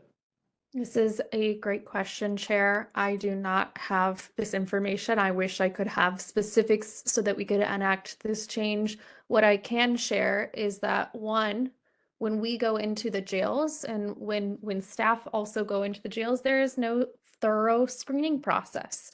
Every time I walk into the jail, I go up and I give my ID and I'm given a non-escort badge and I walk right in. Nobody checks me for anything. If that's the case, then others are also not getting checked. There are too many avenues in which drugs can be brought into the jails. That is very, very, very concerning to me. When we speak with those who are incarcerated and hear about cases where drugs are in the jails, we also hear that they are brought in by staff members. They are brought in by others in different ways. And so we continue as the Civil Brand Commission to highly, highly, highly recommend that staff are screened thoroughly when they are going into the jails. And for the record, your observation about no thorough screening process, that applies to personnel of LASD entering jails as well, does it not? Yes, it does. When I as a county commissioner walk into the Sally Port, give my ID to the security guard, I am not checked as I walk in, and others are not as well. Where I stand with others from correctional health services, from custodial services brought in, from every other organization who comes into the jails, nobody is checked when they go through. Incarcerated people, however, are checked. Thank you. I want to just give an opportunity for the Assistant Sheriff for Custody who's here with us today to respond to that concern and to that question about screening and lack of screening. Yes, sir. That's a great question, sir. And ma'am, so we are proposing to have some type of screening for all employees coming in. As she indicated, it is entrusted that any employee who's been hired by the department that they not be compromised. But as life has proven, anyone can be compromised, unfortunately, at every classification. So we would support having TSA type of machinery to screen. We've gone on record.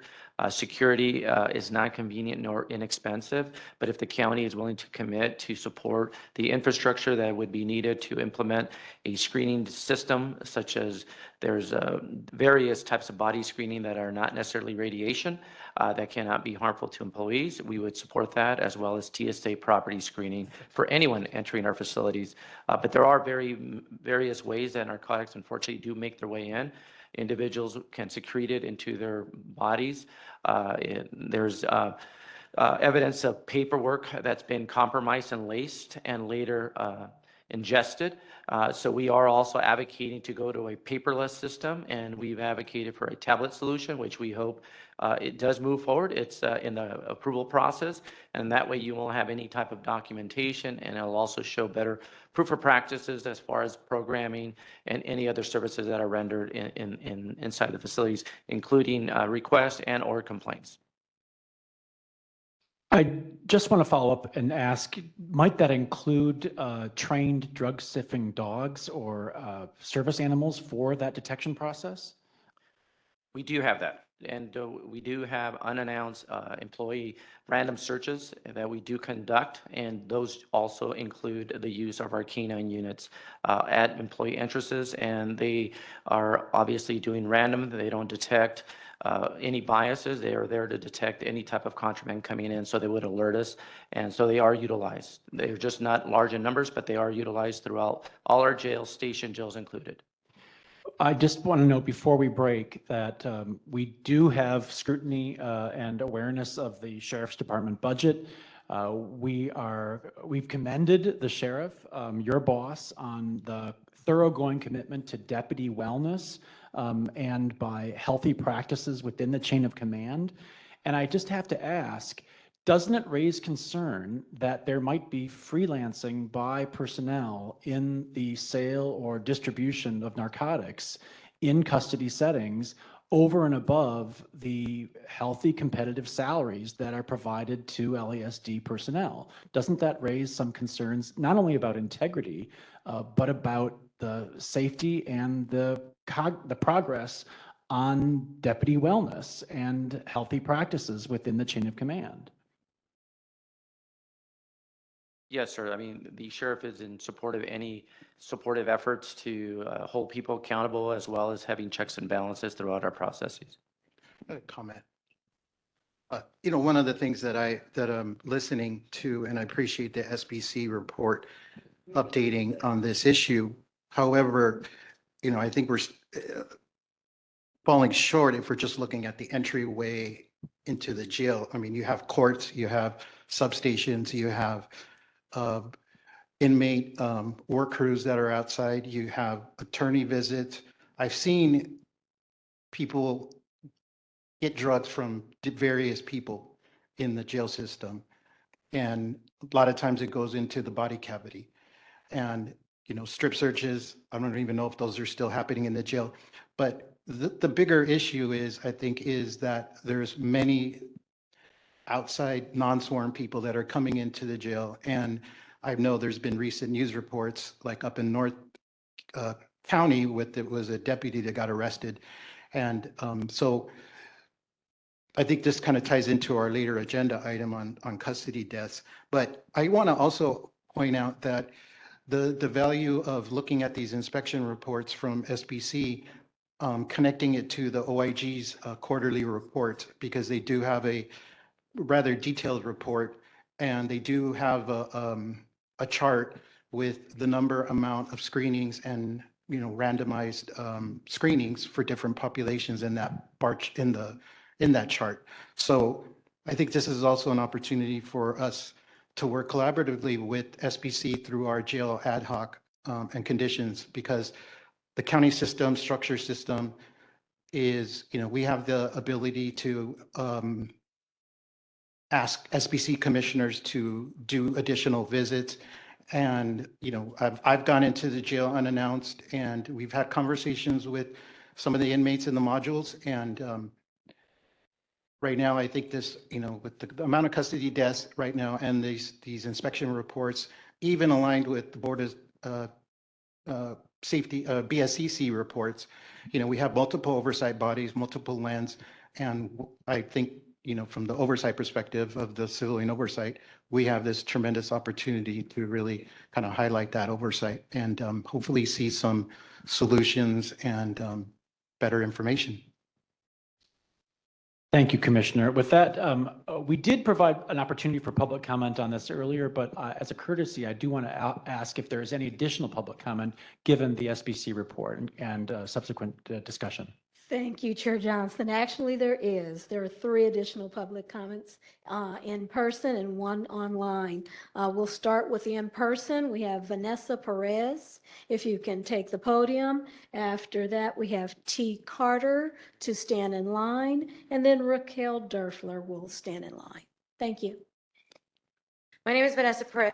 Talking about the custody deaths, LASD facilities are inhumane and life-threatening. The way they address the crisis is not by building a new jail, it's by holding LASD accountable for what's happened inside, funding alternatives to incarceration, and shutting down these dangerous facilities such as MCJ. You asked where the drugs are coming from. They're coming from little McDonald bags with men dressed in uniform, bringing them in.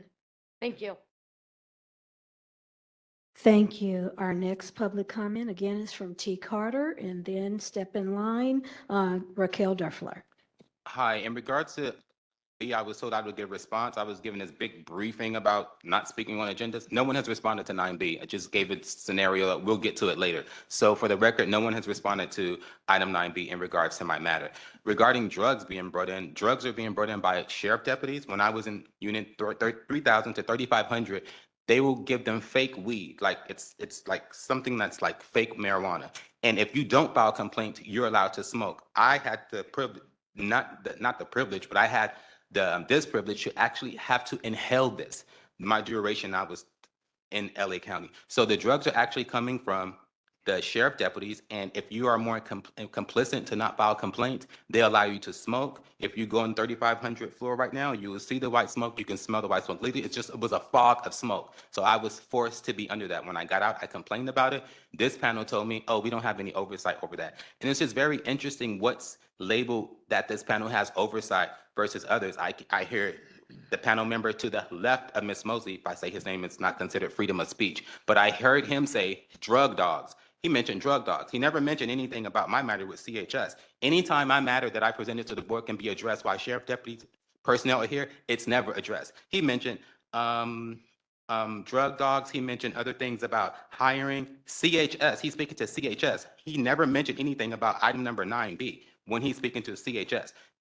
People who are here who can address my matters, it's not being brought up by the panel. but they'll address me and saying, we're looking into it. So while the people are here from that department, why can't that department be asked instead of skipping over things about drug dogs? There's other issues also aside from the drugs.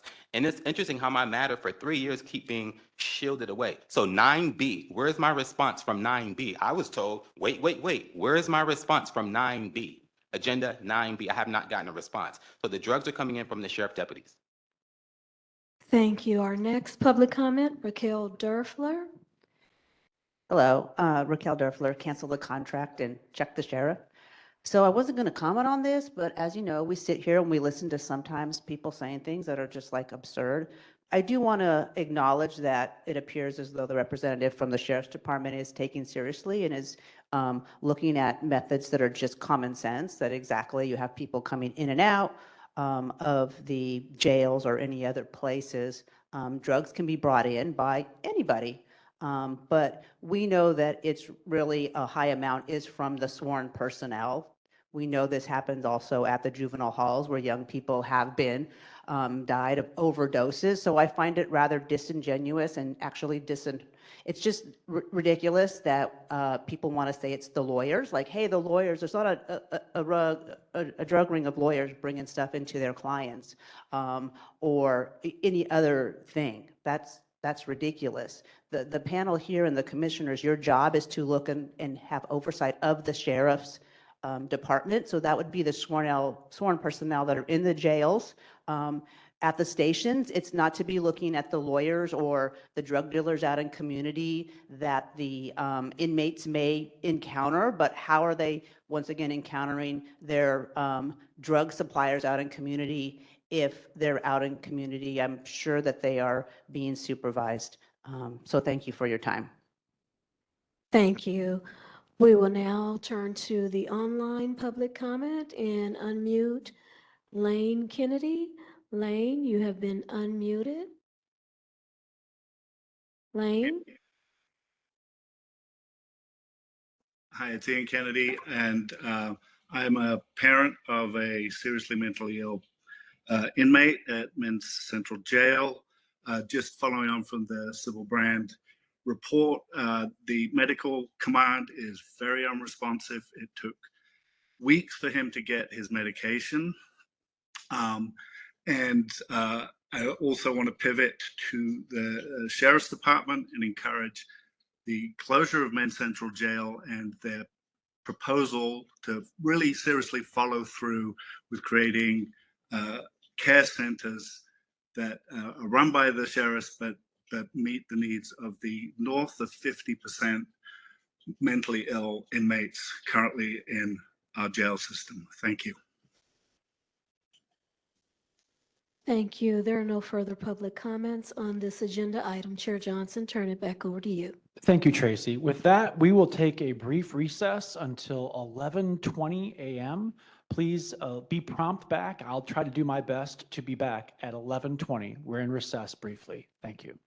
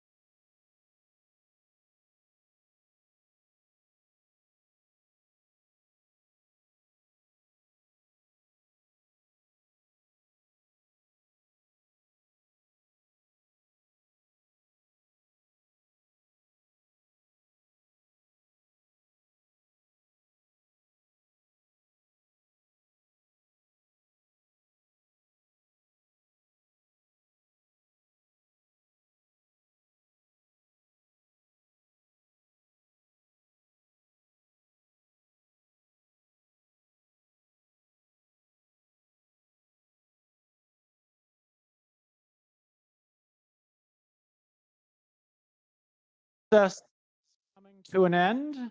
We are going to move on with our agenda.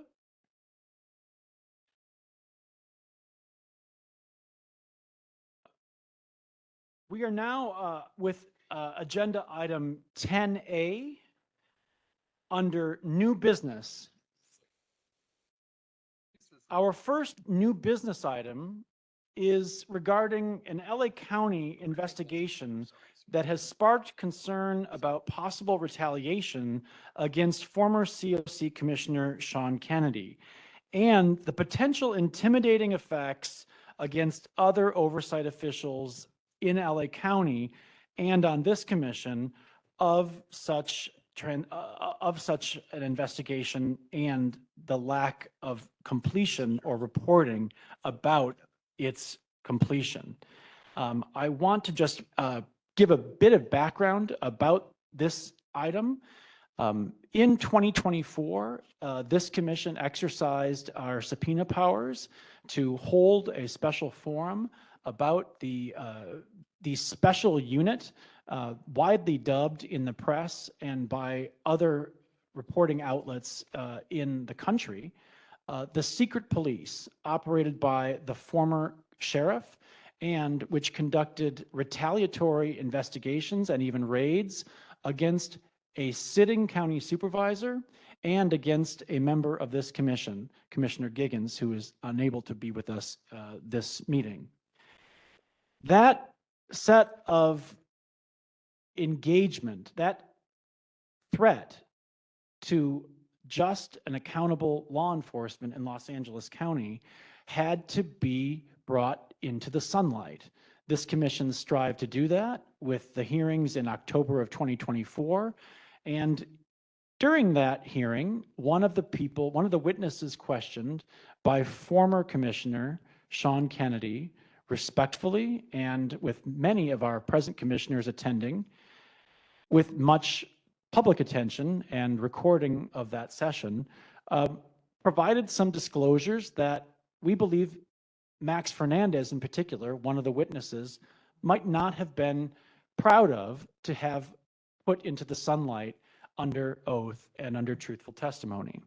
It does appear that in the aftermath of that public hearing about the secret police and some of the proceedings of that unit, since disbanded and repudiated by this sheriff, that there was an effort to perhaps chill or come back with a claw at the commissioner who provided that excellent forum and conducted the questioning at that special hearing. We are grateful for Commissioner Sean Kennedy's previous service to this commission, but we are concerned that a complaint may have been filed as retaliation for the hearing that happened under the auspices of this commission. We're also concerned that if that complaint led to an investigation at which county council, I think, acknowledged that it provided an outside attorney to conduct that investigation based on a possible complaint involving a witness, Mr. Fernandez, in that hearing, that there has been no end date and no report back about that complaint or investigation. I think it's clear that this has provided a shadow over the work and even the professional reputation of a former commissioner. And we don't want any professional to be subjected to an open-ended star chamber-like investigation based on a complaint that in a particularly twisted way might be couched as avoiding retaliation, but which in reality may actually have the effect of triggering the appearance of retaliation against a commissioner doing the job of oversight and fulfilling the mission of this commission. So we are now in 2026, nearly 18 months after that forum at which the complaint might have been sparked. We have conflicting reports from Mr. Fernandez about whether or not there was a complaint that he was party to. And we have some denials in the press about the origins of this investigation aimed at former Commissioner Sean Kennedy. With that, I just want to ask, are there any comments or questions by fellow commissioners or any additional statements of concern about the potential chilling effects of such investigations and lack of final report back about them?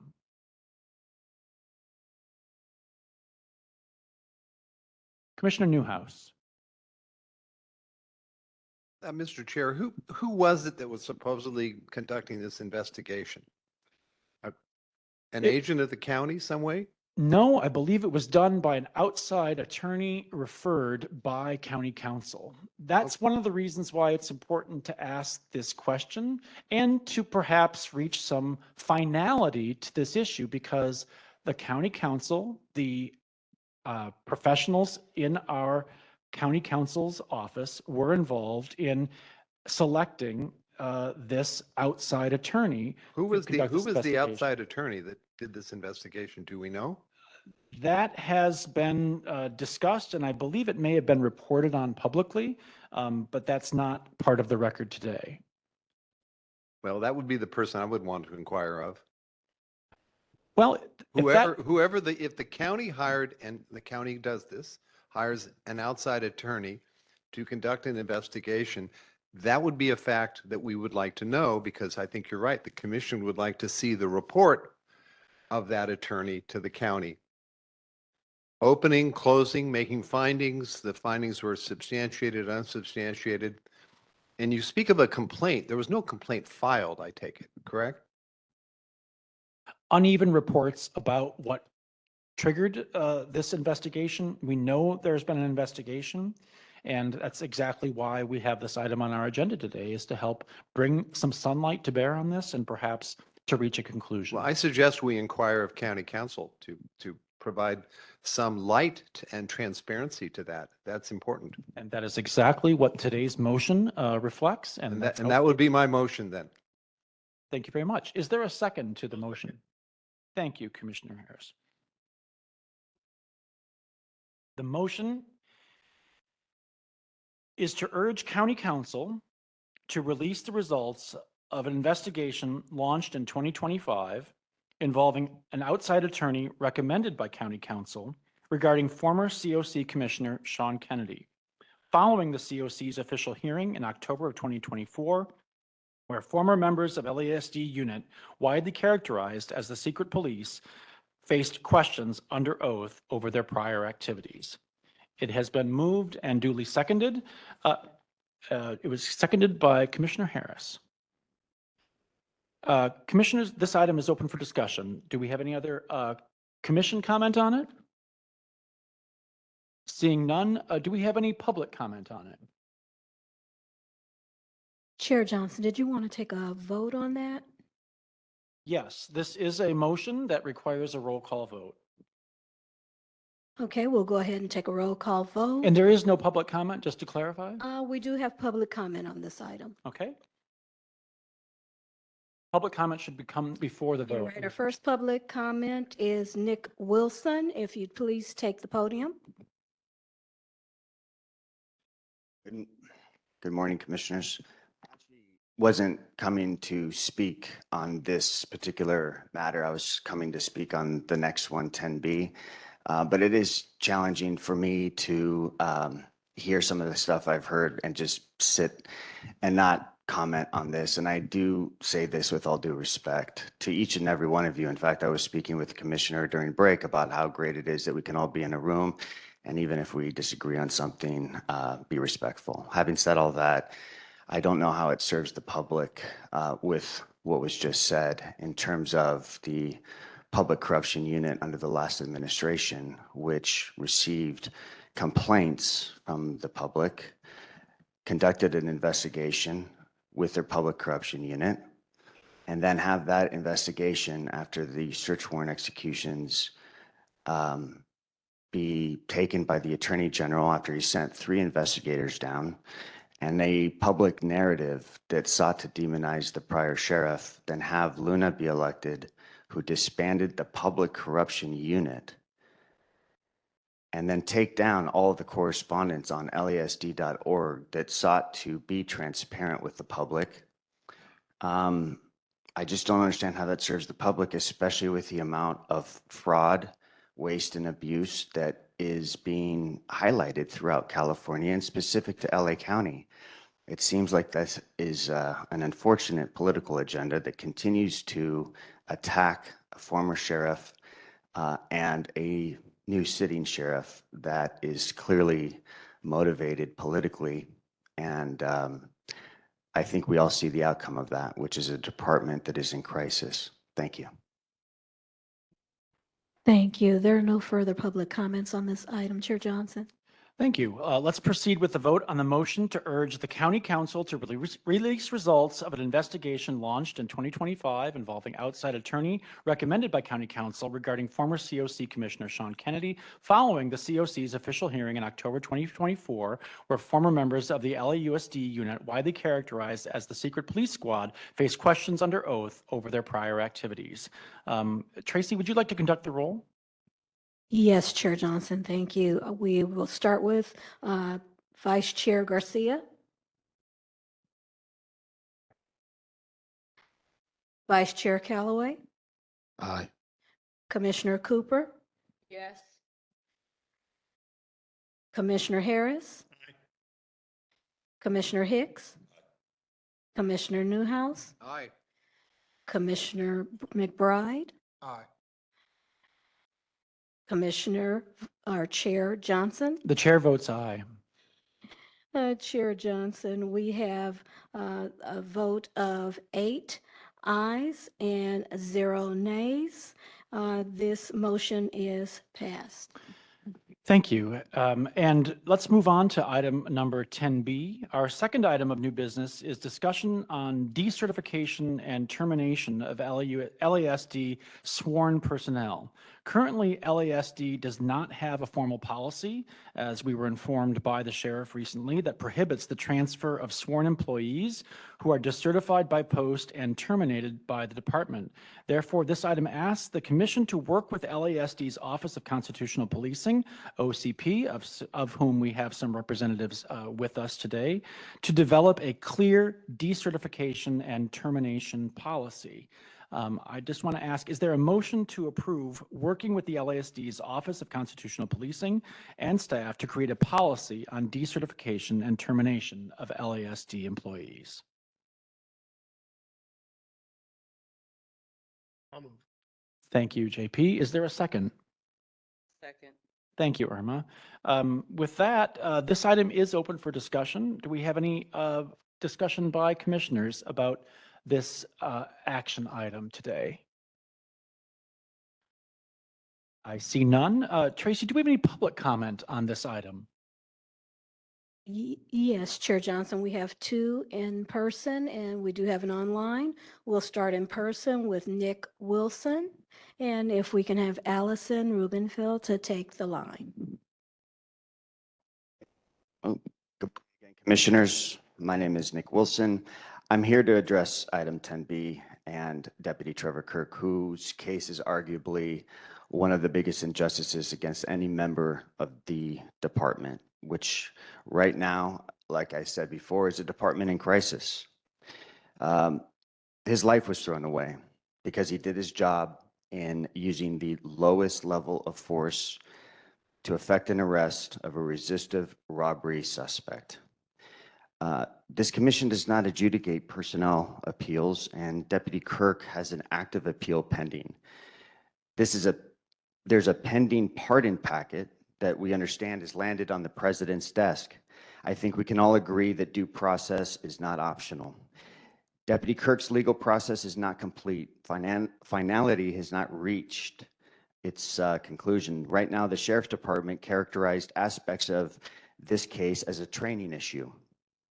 Sheriff Luna himself wrote to a federal judge in this case asking for leniency. Training at the patrol stations was deficient. That's a quote from Sheriff Luna. He said Deputy Kirk did not benefit from any of these reforms. He also said that I respectfully request leniency and imposing sentence on this matter. If the sheriff acknowledged systemic failures, deficient training, and personally asked a federal judge for leniency, then due process must be allowed to run its course. Deputy Kirk has that constitutional right to due process.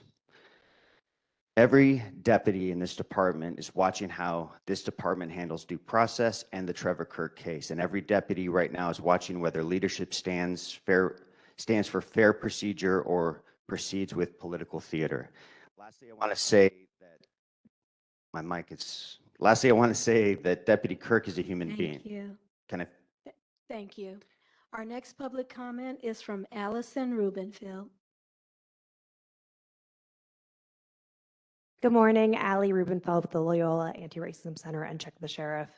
There are 3 separate cases where LASD failed to terminate deputies who were later convicted of federal criminal civil rights violations for that same conduct. Deputy Joseph Benza was not terminated by LASD after assaulting Emmett Brock, but later pled guilty to federal charges. Deputy Christopher Hernandez and Deputy Miguel Vega were not terminated by the department until they were convicted of a federal criminal civil rights violations. In the meantime, they killed Andres Guardado. Most recently, Deputy Trevor Kirk remained a deputy after assaulting J.C. Houston. Kirk was convicted by a jury of a federal criminal civil rights violation. All 3 of these deputies were also later decertified by post. This is a deeply disturbing pattern that has major implications for public safety, accountability, and transparency. If LASD does not sustain a finding of use of force, the public cannot access these records under SB 1421. LASD's failure to remove these deputies allows them to continue to patrol our streets, harm community members, and do so in secret. Thank you. Thank you. Our next public comment is from Raquel Derfler.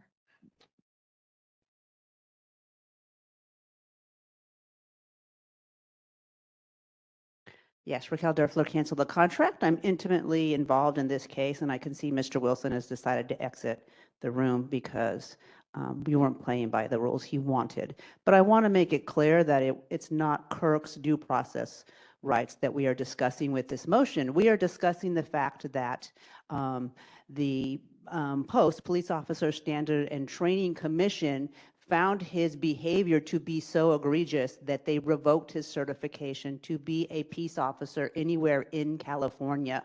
Post has nothing to do with the county. The criminal court system is an independent body in California. And so I hate to say it and be indelicate, but it's pretty amazing that they revoked his certification because we don't have on record that he killed anybody. He might have. We don't know that. But the fact that they looked at the video and what happened in the court proceeding and said, you cannot be a peace officer speaks volumes. And so that is what's ridiculous to us is what is the sheriff's department going to do with him? He can't be a deputy. He can't work for LAPD. He can't work for Highway Patrol. So that is why we brought up to this commission the fact that, hey, the county allows him to be reclassified. So can you imagine him being a custody assistant, being in the prisons where we just had this family come and give their tragic story of their son who was not given his cancer medication? If we allow Kirk to be recertified and allow him to be in the jails, I can assure you that the in-custody deaths at Men's Central Jail will go up with his presence there. Thank you. Thank you. We will now turn to online public comments. We have Crystal. Crystal, you have been unmuted. Crystal? Hello, can you guys hear me? Former LA County Sheriff's Deputy Trevor Kirk was found guilty and convicted by a jury of a federal criminal civil rights violation for using excessive force against a woman. His certification has been revoked by post, but it is to our understanding that decertification by post does not automatically trigger termination with LASD. In light of the guilty determination, and revocation of certification, the public has a right to know whether this individual remains employed or is still receiving salary or benefits. If this individual remains employed, it raises serious public safety concerns. Given that this conduct took place while he was acting under official authority, the public has valid concerns about oversight and safety should he remain employed in any capacity following decertification. Thank you. Thank you. Our comment online is from Deanna Brock. Deanna, you have been Hi, can you hear me? Yes, we can hear you. Okay, so with my son Emmett Brock's case, Deputy Joseph Benza III actually agreed to plead guilty to federal charges after the FBI got involved with his case of excessive force and lying in regards to my son. So he pled guilty deprivation of rights under color of law, use of excessive force in retaliation for First Amendment protected activity. He agreed to that in December of 24, officially put in the plea January of 25, and he was only officially decertified in January of 2026. So it was something that even he agreed to. It was all put in, the official record. It was in court, but it took a year for them to officially decertify him. That doesn't make any sense at all. So I definitely think this needs to be looked into. And in regards to Trevor Kirk, it is disturbing that he would be employed at all with the Sheriff's Department after his conduct. Thank you. Thank you. Our next public comment is from Enri Marini. Enri, you have been unmuted. Enri? Enri, you have been unmuted. Thank you. Good morning. My name is Enri Marini, and I help run a independent group called Audit the Government, and I support this motion. Obviously, we need such policy formalized as to what happens in the particulars of when somebody is decertified, but it goes beyond that. I specifically want to talk about procedurally to keeping a roster and public list of such people so that the public can independently access and see what happens to said deputies, where they are in the department and so on. And that's why I think an amendment to this should be the creation of such a list. You can call it a Brady type list if you want, but frankly, it's not enough to just have a policy on what happens to these folks. The public has to have the ability to independently see where they are within the agency. And that's why one of the CPRAs I actually submitted is to actually get an entire roster of LASD for all publicly sworn personnel. I was promised a response by March of this year, and I think this will greatly aid in this motion. And the people have a right to see where these deputies are and are not, and compare that to what the department says where they are and are not, because otherwise it just becomes a cat and mouse game of taking the department's word for it versus what the official record says. And those can be very different. They're very different pieces of information at any given time. So again, it makes sense procedurally, though. It should be the case that the public can independently see where these people are in the department post decertification and have an ability to independently do so without having to go to the LASD or this commission as a whole. You can take an example from Watch the Watchers. They do a great job with the LAPD roster in that regard. And so I just wanted to put that before you. Thank you. Thank you. Our final public comment is from Wynette Colors. Wynette, you have been unmuted. Wynette? Wynette, you have been unmuted.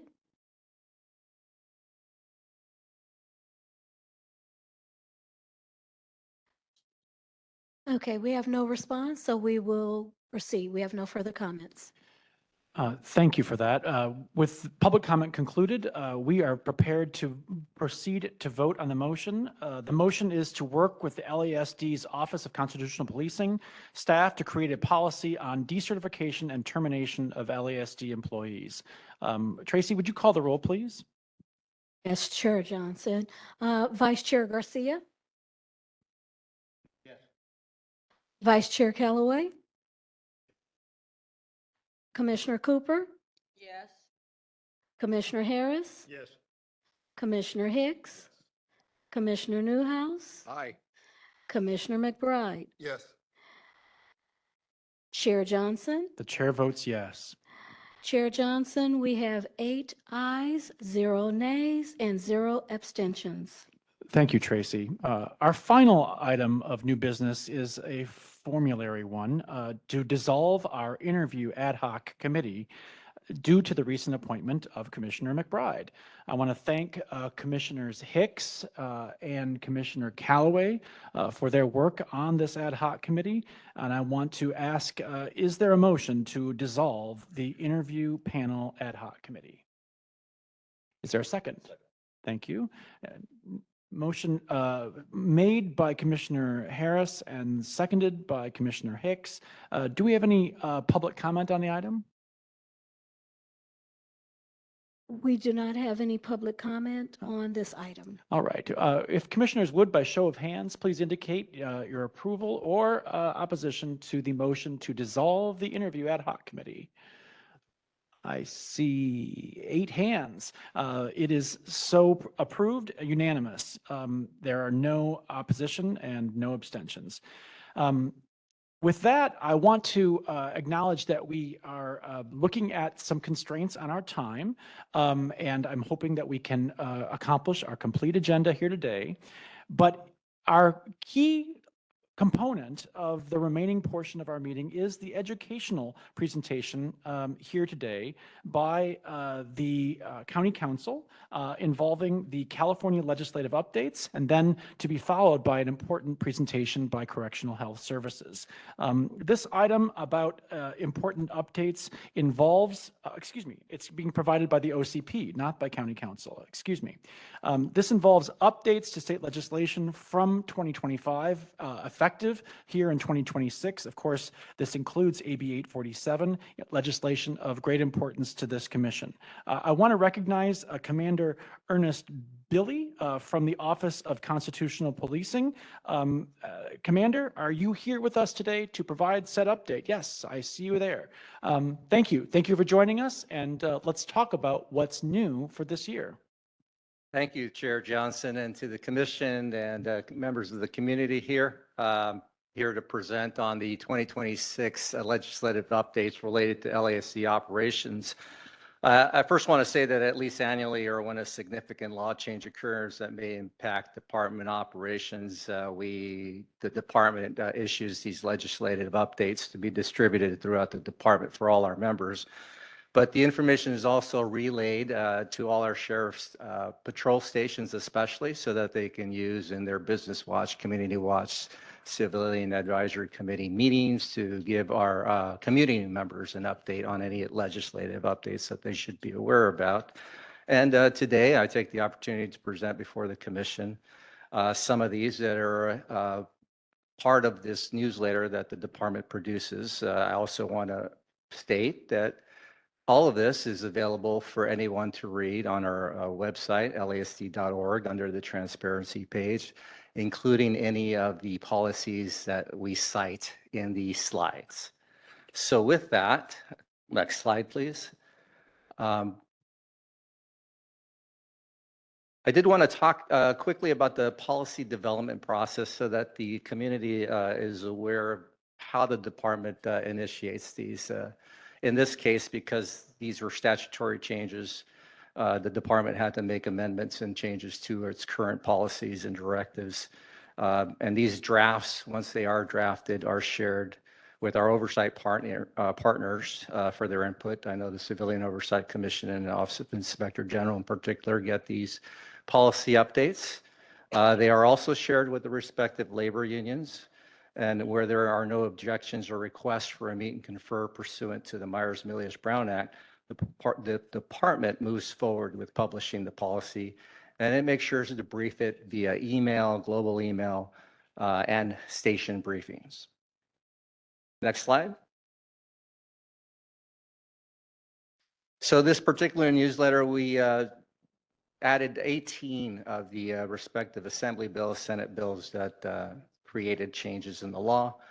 and they are categorized as crimes and criminal procedure, vehicle code, firearm weapons, personnel related, and departmental procedures. Next slide. So I will be going over these. You'll see both on the paper presentation and on the PowerPoint presentation some of the bullet points, but I'll also provide some narrative. These two in particular were updates in response to address the increase in these events. And in the case of AB 486, to fill a gap because of new technology being used to commit crime. So the mental theft, AB 476, amends certain of the Business and Professions Code. There was a gap where the recycling centers weren't being held as accountable for receiving items such as copper theft, which I know in the city of Los Angeles and throughout the county is very, very prevalent. So, it provides record-keeping requirements for these businesses. In the case of amending Penal Code 466, well, new technology with vehicles means that there's key programming. So the fobs that we have, the remoteless, we have to advance with technology as criminals, the crime element that tends to do. So the law has to change to adapt with that as well. Next slide. So AB 572 related to interrogations sets the standards for law enforcement interrogations.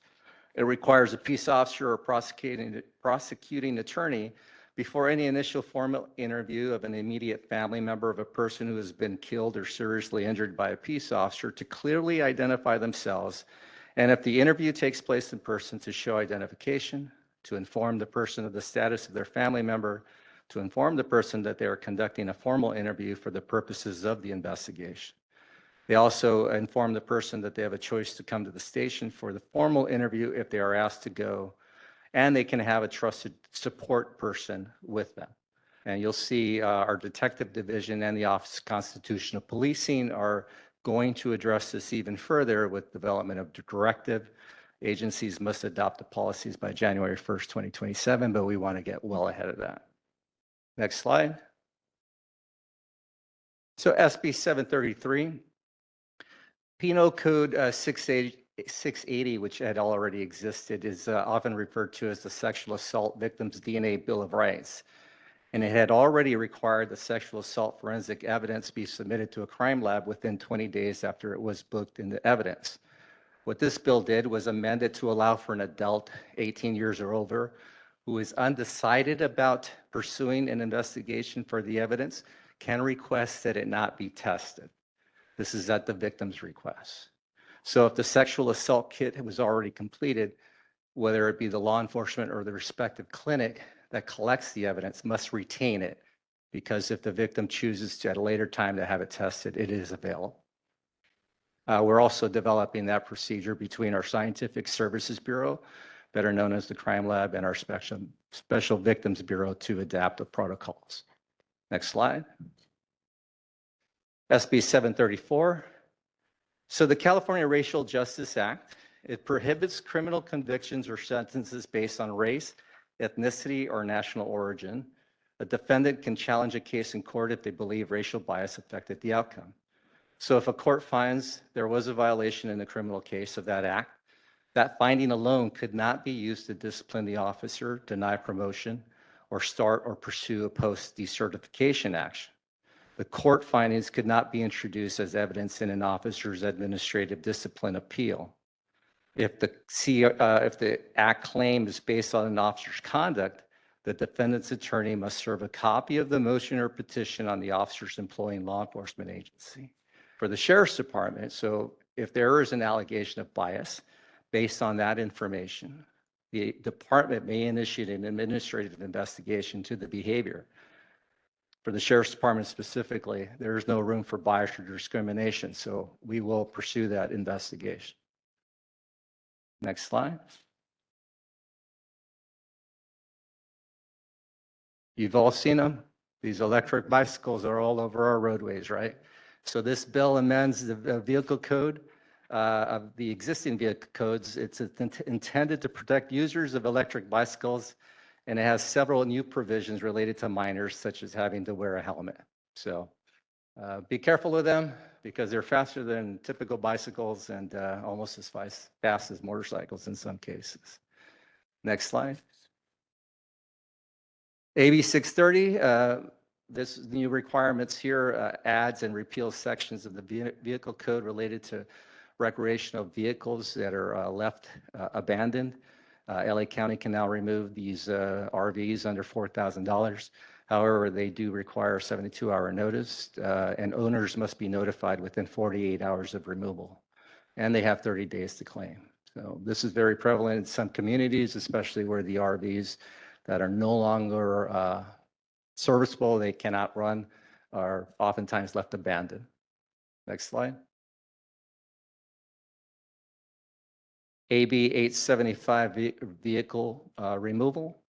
This bill adds a new vehicle code section to address some of the gaps in existing law that do not clearly identify some of these alternate type vehicles we see on the roadways. So we're talking about those with fewer than 4 wheels, not quite an electric bicycle, not quite a motor vehicle. So there had been a gap, especially as they relate to these three-wheeled electric cycles. Next slide. AB 987 talks about vehicle storage and towing. So this bill was introduced more as consumer protection. So if we remember back to the devastating fires, Altadena, Pasadena, and the Palisades, and we saw vehicles were abandoned in the roadways, causing a detriment and a hazard, especially to the first responders and firefighters. And so sometimes they had to use plows to move them, and ultimately they were towed. What happened, unfortunately, is that sometimes when they were towed and stored and impounded, there were instances where there was price gouging involved. So it's a consumer protection for those who, it really, what it does is it spells out what the tow and storage fees are, because sometimes we see these tow yards can add in certain cases. So it definitely is a consumer protection law. Next slide. Ghost guns are becoming prevalent, and this bill now includes computer-aided manufacturing files as a digital instruction and include the manufacture or production of a machine gun and specified firearm components, including large capacity magazines as part of the definition of digital firearm manufacturing code. So with these new files and adaptations and 3D printing, especially to create these ghost guns, this is another gap to fill that gap in the law that didn't account for those. Next slide. So this commission especially is most aware of AB 847. And as the commission understands and recognizes that this matter is in the meet and confer. But I did want to say that the intention is to grant access to the confidential personnel records of peace officers and custodial officers and records maintained by their employee agencies as specified to civilian law enforcement oversight boards or commissions during investigations or related proceedings concerning the conduct of those officers. It would require those oversight bodies to maintain the confidentiality of those records and would authorize them to conduct closed sessions as specified to review confidential records. So as stated, this matter is in meet and confer. Next slide. AB 1178. So if someone, anybody, plaintiff, sues to force disclosure of peace officer records, the court must consider whether the officer is currently working undercover. The court must also consider whether the officer's duty may require anonymity for safety reasons. And this consideration applies when deciding whether releasing the records would create a significant physical safety risk. So the law is intended to balance transparency with officer and public safety concerns. And what this does is it grants that court the authority to make that decision, to render whether they would have the peace officer records disclosed or not. Next slide. This is another protection where a law enforcement agency cannot enter into a settlement agreement that requires it to destroy, remove, or hide records of an officer misconduct investigation. Agencies may not agree to halt investigations, change findings, or restrict disclosure of misconduct information as part of a settlement agreement between the agency and the peace officer.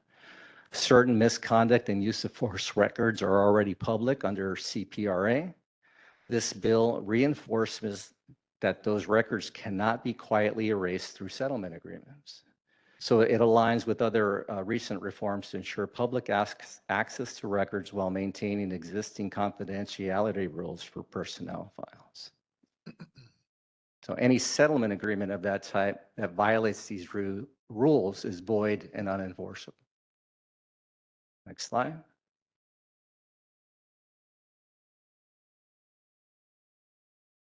This AB 354, it's really in two sections. So one section focuses specifically on post employees and background checks.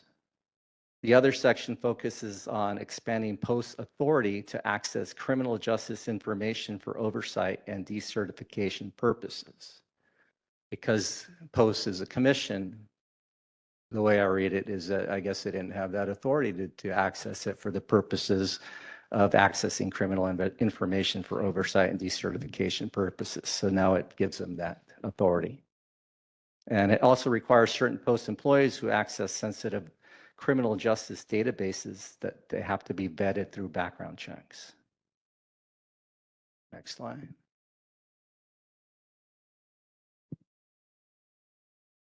Everybody pretty much has AI. You have it on your cell phones. You know, you use it when you go on your maps.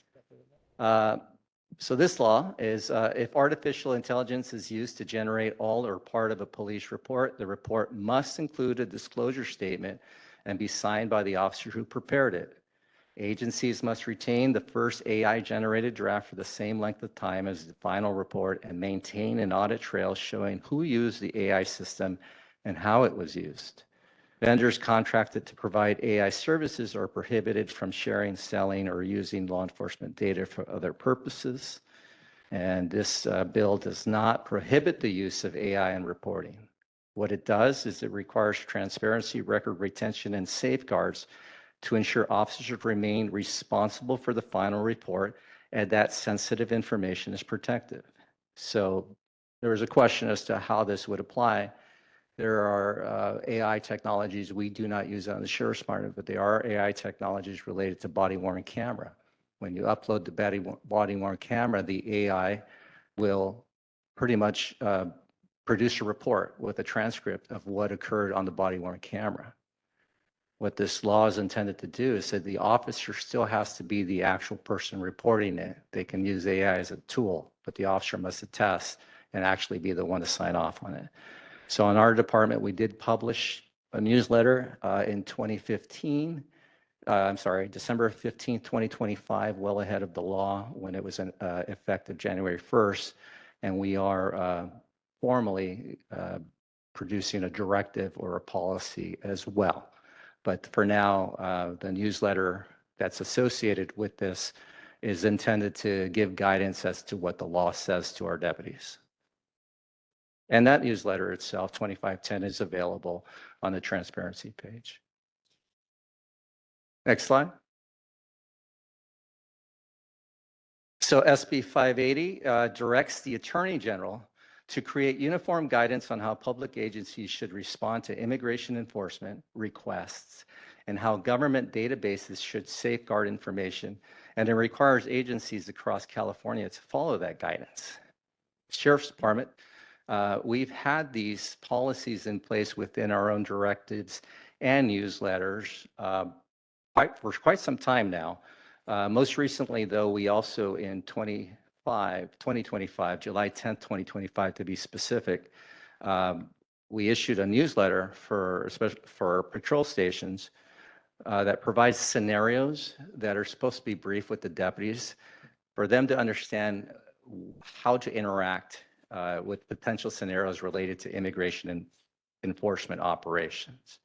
So we have pretty clear, very robust policies in place. We could always improve, and if there is a law change, but I just want to provide that information to say we're ahead of what this Senate bill had already intended for other agencies. Next slide. There's another one related as a result of the immigration enforcement that we've been seeing in our communities. The bill would make it a crime for a law enforcement officer to wear a facial covering while performing their duties unless certain exceptions apply. And by July 1st, 2026, all law enforcement agencies operating in California must adopt and publicly post a written policy limiting the use of facial coverings. Agencies that adopt a compliant policy are exempt from the criminal prohibition.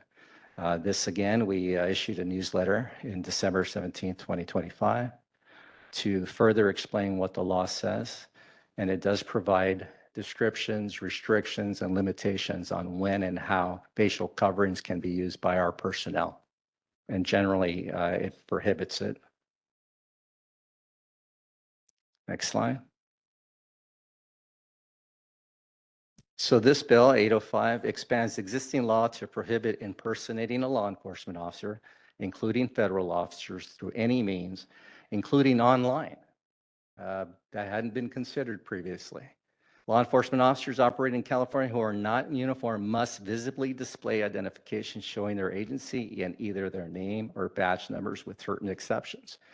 So just like Assistant Sheriff Hugo Macias is wearing, there is a badge that identifies him, his name, and our agency. All law enforcement agencies must adopt and publicly post a written policy on visible identification by January 1st, 2026. We've had this since 1996 in our policies, and we've continued to revise it twice in 2022 with name tags and name tags exceptions. And I believe that was the final one of the 18. Thank you. Sure. Thank you. Are there any questions by commissioners? Commissioner Callaway, and I see Commissioner Cooper. Yeah, so I was wondering, are you like the subject matter expert on the implementation of this, or did somebody else create the slideshow and then I created it. Okay. So my question is, why is only, was there a reason that meet and confer was only mentioned on AB 847? Are there other laws in here that are under meet and confer? I'd have to really research that because I did try to see some of the ones that are criminal enforcement, such as the vehicle codes, penal code codes, they wouldn't apply to a meet and confer, right? Because there's no objection. Understood. To them, right? But the ones that are personnel related, I believe, are in a meet and confer process, including the, and I'd have to confirm for you, but it was it the one that followed 847? But I mean, the settlement agreements. So I have to confirm with our employee relations unit whether or not this one was as well. Okay, because I was just wondering why that was the only one that said meet and confer versus all of them that were under meet and confer being said. So if you could, like, I would like an updated slide that shows each law that's actually in meet and confer so that I have something to refer back to. Sure thing. Thank you. Commissioner Cooper. Yes, on AB 987, does that only refer to the fires? And I'm very interested because I know a lot of times when vehicles are taken, sometimes those fees are so high that families can't get their vehicles and the tow company tends to keep those vehicles. So is there any way you can find, or I can find out more information about what storage fees are reasonable and which are not reasonable? Yeah, I don't know if your first question, I gave the fires as an example of why it was probably introduced.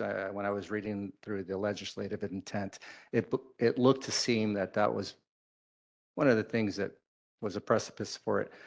As far as the storage fees, each tow company would have their set storage fees.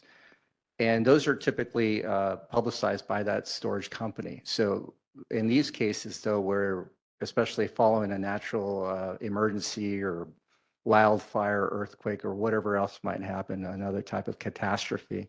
It's meant to prevent that type or level of price gouging itself. So if there's significant increases because they said, well, I had to go, take my tow truck through this area and I couldn't get there, so I'm going to add charge for that. That's what these protections are meant to give.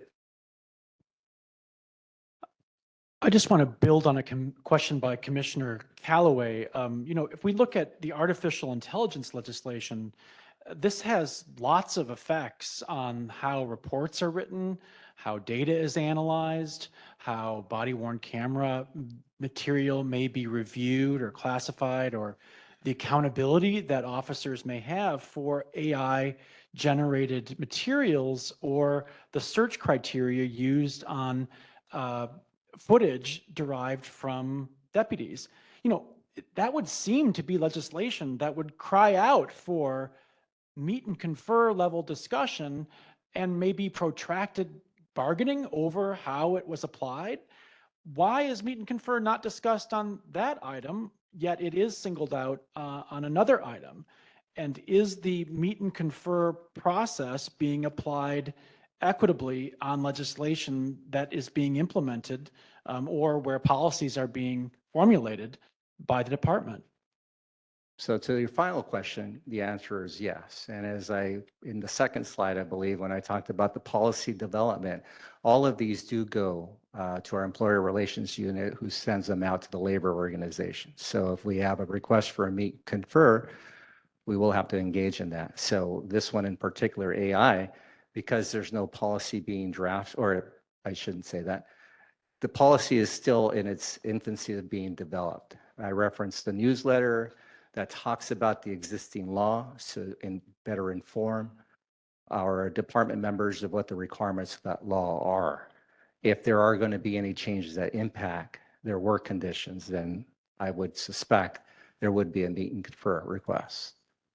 Are you open to working with this commission over the adopting of the AI policy by the department?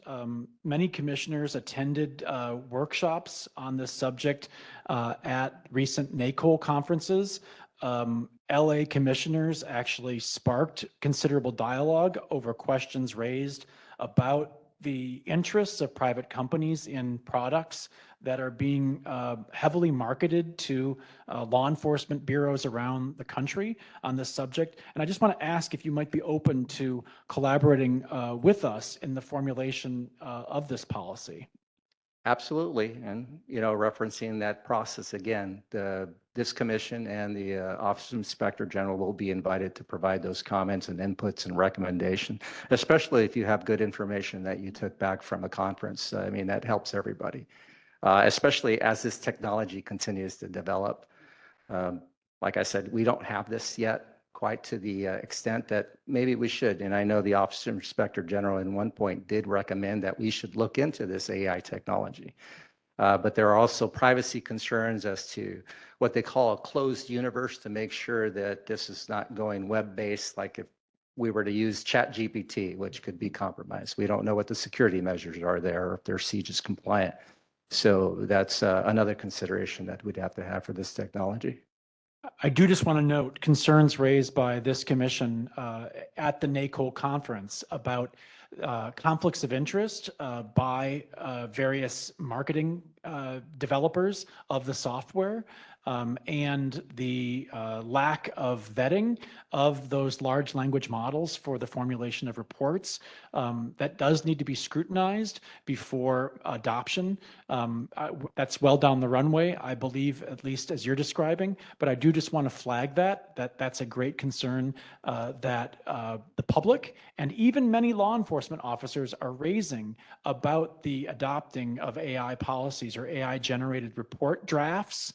First draft being one of the major items or vendors being put forward by various departments. So please do consult this commission or know that we are very eager to work with you as you formulate that policy or may look at the adopting of any vendor by the department. There's a lot of rush going on in this area, as you know. So we have to apply some regularity and welcome back discussion on this, because AI is moving very quickly into law enforcement in ways that the public has some quite legitimate concerns about. Even many law enforcement have lots of concerns about. Will do. Oh, Commissioner Callaway, before we take public comment? Yeah, be quick. So to follow up on what Commissioner Cooper said, so just for you, just your knowledge, I went through the AB 987. So my vehicle, it was a van, was towed in Santa Clarita. I got it the next day, and it was $1,000 to get it out. And it was literally towed the afternoon of the previous day.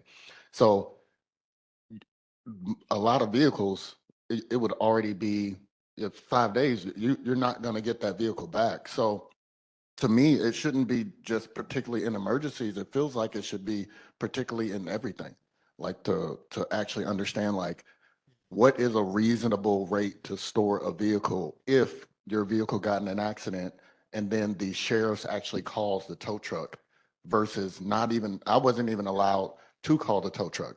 My own, that would have charged me $300 and maybe $50 a day to hold it. You know what I mean? So I'm definitely looking forward to whatever you're giving Commissioner Cooper on extra information on how do we make this equitable for all residents, instead of it being that you just lost a car and now you might lose your job, not be able to pick up your kids and all of those things. It was $1,000 for literally 12 hours.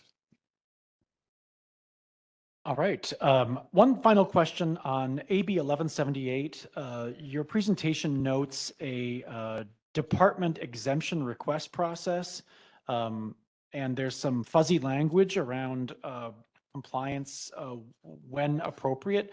Can you shed any light on that language, or what the applicability of this is to the department, or what work is ongoing within the department about this legislation? Sure. Let me find it here. 1178, you said? Yes. Okay. The fourth bullet and the second bullet at the bottom raise some questions about what the wiggle room or what the discretion of the department is in this law. I just wanted to flag. Oh, I see what you're referring to. So as I stated, this is more for the courts to have those considerations when a plaintiff sues, and whether or not they can demand that the records be released, and the court has to make those considerations about undercover anonymity for safety reasons. And thank you for pointing that out, because I did miss that. The department's exemption request process, what that is that because of the CPRA exemptions, a deputy has to submit a request to say that I am in this undercover situation, and the disclosure of my records would be a safety hazard to me. And it's not an easy threshold to pass. And we also engage with county council to make sure that the justification is such that their record can be exempted and withheld. Those are very few and far between. Mine would not. I'm not in that capacity. So that's what that bullet point reference is, that we do have a process, and it's being further developed now, but we do engage with county council to make sure that that criteria threshold is met to warrant their personnel record to be withheld. Thank you, Commander Billy. With that, I think we will take public comment. Chair Johnson, there's no public comment on this item. All right. Thank you for that.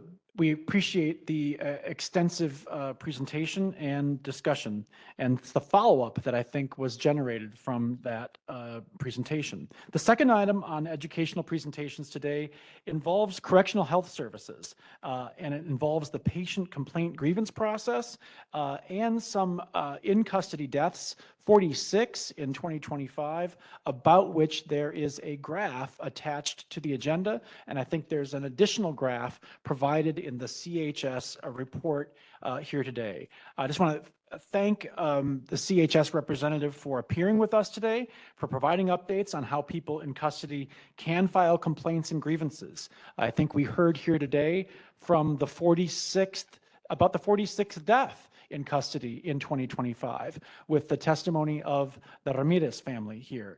We placed this presentation on the agenda due to multiple issues involving allegations of misdiagnosis, withholding of medications, medical devices denied, overdoses, suicides, and even deaths from natural causes, all chronicled in the bar charts involving 2023, 24, and 25 that are taken from the transparency page of the LASD. I want to make sure that's noted for the record that LASD provides this data, and we're simply trying to present it in a way that might be helpful to the public as well as to other commissioners here.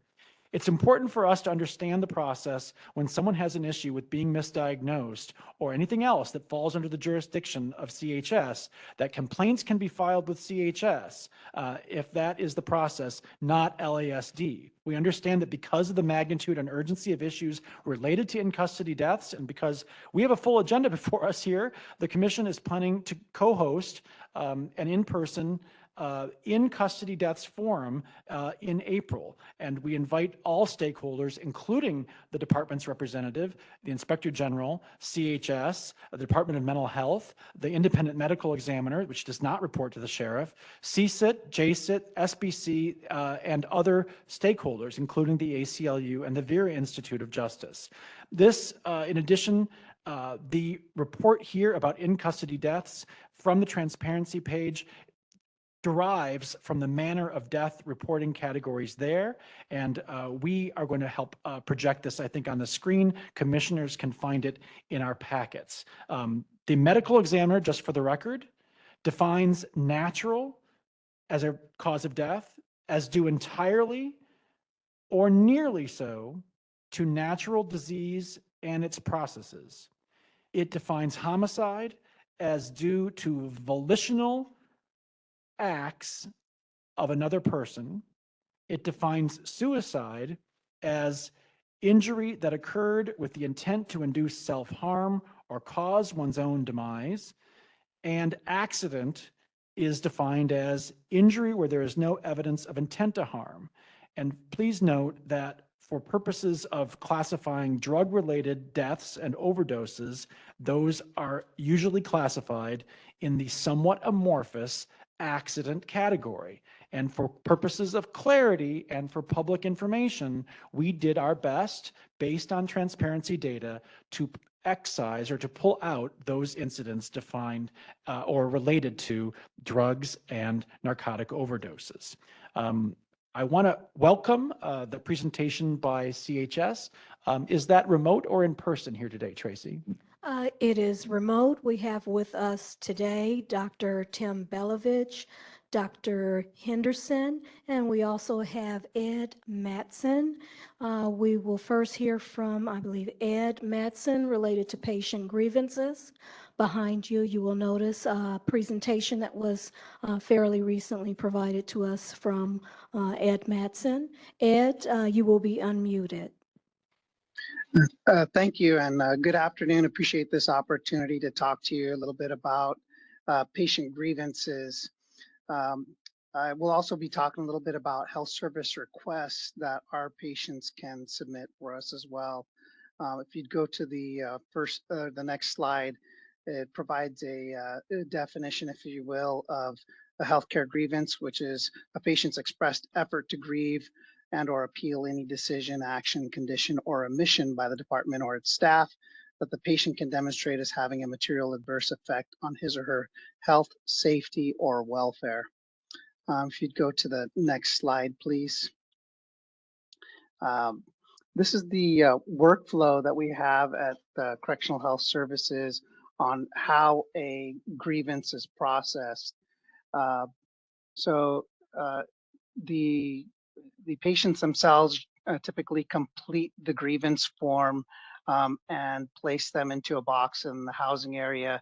A custody supervisor, typically a sergeant, is the one who rounds through the various housing areas and picks up those grievances. Those are then delivered to healthcare staff at the clinic in each facility. The lead nurse then reviews those grievances to determine whether they're of an urgent or emergent nature or of a routine nature. Obviously, if someone has written down on a grievance form that they're having chest pain or are desirous of committing self-harm, that would be something that's of an urgent nature that we want to get to right away. If there's any grievances that are determined not to be healthcare related, those are returned to custody for their processing. And then any grievances that are identified as a grievance against staff require a supervisory inquiry. The grievance itself is scanned into the LASD custody inmate grievance application. That's commonly referred to CIGA, C-I-G-A. Once those grievances are scanned into CIGA, whether it's a third-party grievance, a grievance submitted by the patient themselves, we then review those grievances and take whatever necessary action is appropriate based on the patient's grievance or what has been documented on that form. We then discuss the grievance with the patient face to face. We obviously provide any necessary assessment or care at that point in time. We have 15 days within which to respond to a grievance. If it's necessary to go beyond that 15 days, there's a process in which we notify the patient of such, and we also document that in CIGA. Ultimately, once we give a response to the patient, a copy of that grievance form is provided to the patient. They sign the form, and then any updates are made into the CIGA platform, which is tracked by Sheriff's Department Custody Support Services team. So that's the workflow we follow. If we go to the next slide, there is an appeals process that patients can follow. They are given an actual appeal form when we disposition the grievance itself. If the patient's not satisfied with the disposition, they can complete that appeal form and submit it to us within 15 days of us having provided that to them. Management on the healthcare side then conducts a review and renders a disposition within 15 days of that. If you go to the next slide, it shows a copy of the actual grievance form that is utilized inside custody. You may already have a copy of this form. It's a triplicate form that's available to the patients in the housing areas. This is the Sheriff's Department form that is utilized and ultimately provided to us if there are any healthcare related concerns that the inmate, our patient, brings up. If you go to the next slide, I've listed some common healthcare grievance types that are received. Typically, it's usually about provision of medications, treatment, medical supplies, or any equipment that may have been ordered for them or they feel they're in need of, as well as regarding healthcare appointments, whether those appointments are within the jail facility or specialty care clinic services that are typically outside of the four walls of the jail. Next, I want to talk about health service requests. If you go to the next slide, please. So a health service request is the process by which our patients can go through to notify us of a non-emergent medical, mental health, or dental concern. Obviously, if the patient has an emergent need, we really don't want them to write it down on a piece of paper and wait for it to go through that workflow. We really want them to be notifying one of the staff in their housing area, whether it be one of the custody staff, healthcare staff, anyone, and let them know right away they have got I have an emergent issue, and we'll respond from there. So this is really meant for routine requests. However, we do find from time to time that patients may write down urgent items on that request, and we have a triage process for that. The health service request forms, commonly referred to as HSR, allows our patients that are seeking health care or any follow-ups to care they may have already had, or an evaluation that they feel they're in need of. They are also available in all the housing areas, just like the grievance form, and typically you will see them side by side, the grievance form and the health service request form together. Those health service request forms are picked up again by the custody supervisor. At the same time they're picking up the grievances, they're delivered to the nursing clinic. Lead nurse triages those forms again to see which ones may be of an urgent nature versus a routine nature, and then they're prioritized from there. If you go to the next slide, so again, determining whether the request is of a routine or urgent nature. On the following slide from here, it goes through the workflow. This gets if you go to the next slide, please. This gets a little bit more into the weeds, but it's our workflow that the nursing staff follow when they are triaging the actual paper copy or form of the health service request. They look and see whether it is of an urgent or routine nature. They also looking at whether it's a medical, dental, or mental health referral that the patient is desirous of. If it's of an urgent nature, we're typically picking up the phone, we're calling the housing area, calling custody staff at the housing area where the patient may be is housed, and requesting typically for that patient to be brought down to the clinic for further evaluation. If it's of an urgent mental health issue, we typically have JMET or mental health on call that we will have that patient seen by. And you can see if it's of an urgent nature, we're going to assess that patient and provide appropriate intervention immediately. Ultimately, that health service request form gets updated into the patient's medical record by our health information management or HIM team. Some may know or refer to it as medical records. And so all of these end up ultimately in the patient's health record. If it's of a routine nature, it goes to HIM. They scan it into the record. It creates a task list for which we follow. And again, we're ultimately going out and assessing these individuals and providing whatever healthcare item they may be in need of, or referral for that matter. Urgent, we're going to handle it right away. Routine health service requests, typically weekdays, we're seeing those within 24 to 48 hours.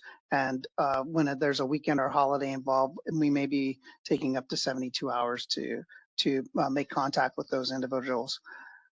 Think of this as the patient, you or I, we may be picking up the phone and calling our healthcare provider, or perhaps sending an email. This is our patient's way of communicating with us. If you go to the next slide, this is the actual form that we utilize. There's an English version on the left-hand side and a Spanish version on the right-hand side. And so that's the form that our patients actually write on. We also, I failed to mention that when we receive the form, we do a date time stamp at the top right corner of the form. And then at the bottom right side of the form, we date time stamp when we actually triage or review the form. And we have some quality assurance steps we're making to make sure that we're doing these within a timely manner. If you go to the next slide, one of the other items that your commission asked us to talk about was obstacles to accessing care. So the first three kind of go in line with each other. So availability and access to the HSR form. I have to say on my walkthroughs of the jail facilities, I have seen positive results, thankfully, wherein I actually see the form available. If the form isn't available, I've gone up to custody staff and asked them, where's the form? they typically know exactly where the form is and actually how to obtain more forms, which is a great thing. But at any rate, availability of the form and access to the form. If you're in a housing area where it's a dorm style housing, you probably have free access to the form. Whereas if you're in a single man cell, your access to that form isn't as great. Access to writing tools. Some of our patients who may have been identified to possibly be inclined to cause self-harm and may not have access to a pointy instrument such as a pencil or pen, their access to writing tools is diminished. And then timeliness of the HSR form collection each shift and triage of such, ultimately getting to healthcare. I kind of bundle these up together because one of the things that we are desirous of is an electronic system within which patients at their housing area could potentially submit an electronic request that would then automatically go into a queue for us to review, as opposed to this manual or paper process that we currently have. If you look at the fourth bullet down there, access to patients, including availability of custody escorts. That's always a challenge at being able to access our patients, whether it's actually going and speaking with the patient or the patient coming to an appropriate clinical setting. We have to have access to our patients, otherwise it's not going to happen, right? We're not going to be able to provide that service. Facility or security lockdowns and disturbances, that's an obstacle.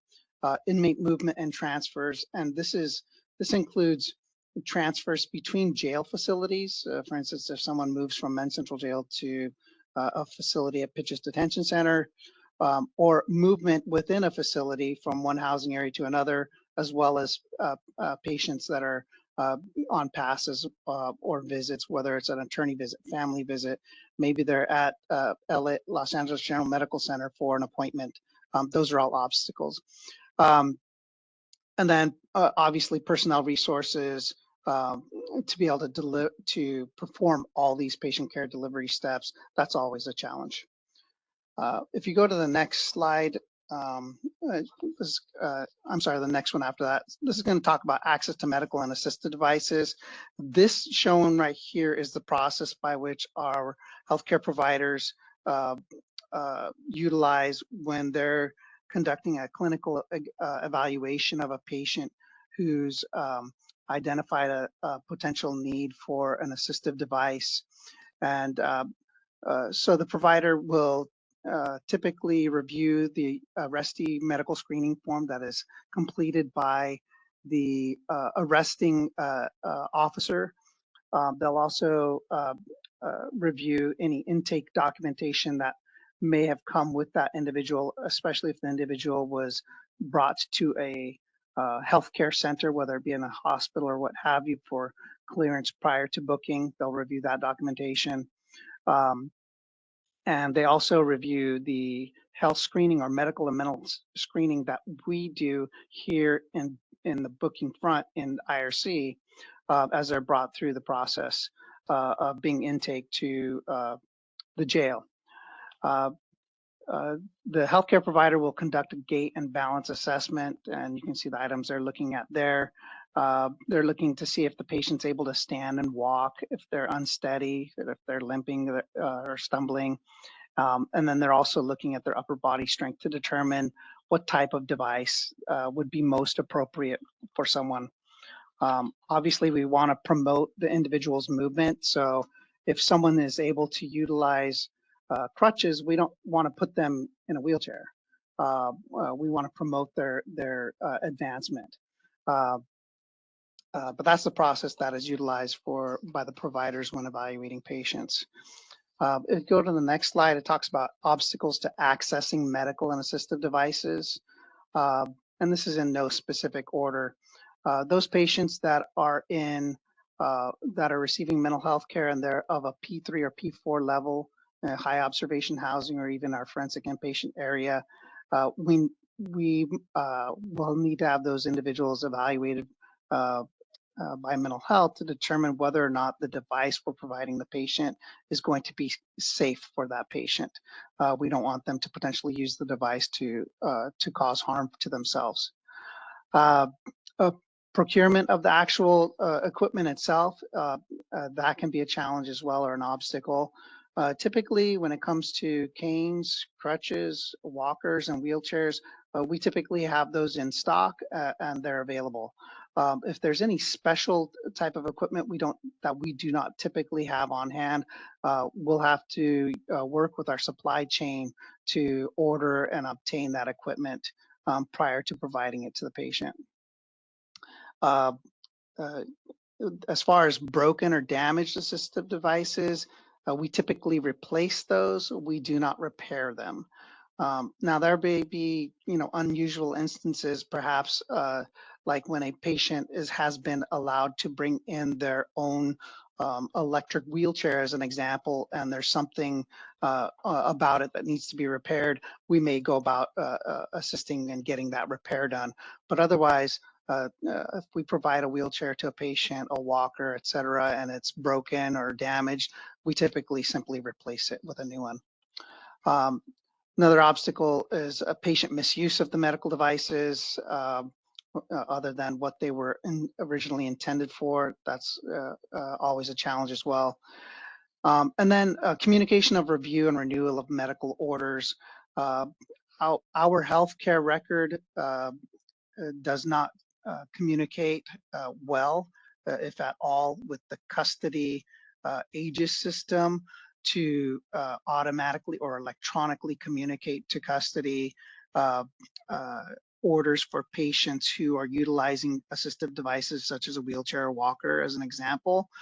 And so that's always a challenge as well, because right now we depend on a human being to identify the order, send an email to a custody group identified to update the AEGIS system on the custody side. And so there's a lot of failure points in there that could occur. Whereas if we had an electronic system that communicated smoothly and efficiently with each other, that would help in that respect as well. That's the last slide. I just want to say thank you, and I'm open to any questions. But before I get to that, you did ask for data on requests, approvals, denials, and completion times. We were not able to get that in time for you, but once we have that in hand, we'll provide that to you. A request was made to the Custody Support Services Bureau, which oversees the SIGA system, and they're working on getting that information for us. So thank you. All right, thank you. Before we go to public comment on this item, I want to ask Commissioner Cooper, do you have a comment or a question? I have several questions. Doctor, I appreciate your information. It was very thorough, but the question that I have, because we have a family member who has been here several times over the years, he was misdiagnosed. So I'm concerned how you handle complaints when they're from the outside. Now, most of what you talked about was internal, but if someone is having a concern about being misdiagnosed as a schizophrenic, how are you handling that? Because I'm concerned about the doctor who made the diagnosis and what observations he used, because I know sometimes you can check a person for a short period and it could be related to medications that that person was on. So I'm real concerned about that because the family member is concerned about that. And he has been trying for years to get this misdiagnosis changed. So, and then I want to know, before you make such a diagnosis of an inmate, when you're looking at them for a short period, do you get a second opinion? And what type of experts are coming in making these diagnoses? I would like to know that. And these mental health referrals, are these inside doctors or are they outside doctors? And what is the process for a family member to get the medical documentation and to get something reversed if they are in disagreement with it? Mr. Mattson, I can take that. Thank you Commissioner, for those questions. So when someone is out, if someone puts in a grievance and they would still like to be contacted once they have been released, they can put contact information on that grievance as to how we can contact them, and we will do so. So simply being released from custody does not mean that the grievance goes away. So we will follow up with that individual. The instance I think you're speaking about, an individual can at any time request their medical records through our health information management system. And for the family, the Ramirez family earlier today, for example, I offered get them our contact information, and I will let them know how to do that. But also one of your commissioners was able to give that information. So there is a process to obtain, just like you can obtain in the community your records. There is a process to do that. And the individual you're speaking about has been reached out to and contacted about how to directly request his records. And if there's a concern with the validity of those records, there's a process where you can ask that those records be changed. And it is ultimately up to the clinician who created the note as to whether that change would occur. Just like in the community, when you go to your doctor, if there's information that you feel is incorrect in your chart, you can bring that up, and after discussion with the provider, that may or may not be changed based on that discussion. And do you want to take a pause before I go to the rest of your questions? Family members here, is it okay for that family member to make a statement to the doctor? Because I think this is the time to get it done. Public comment. That is appropriate for public comment.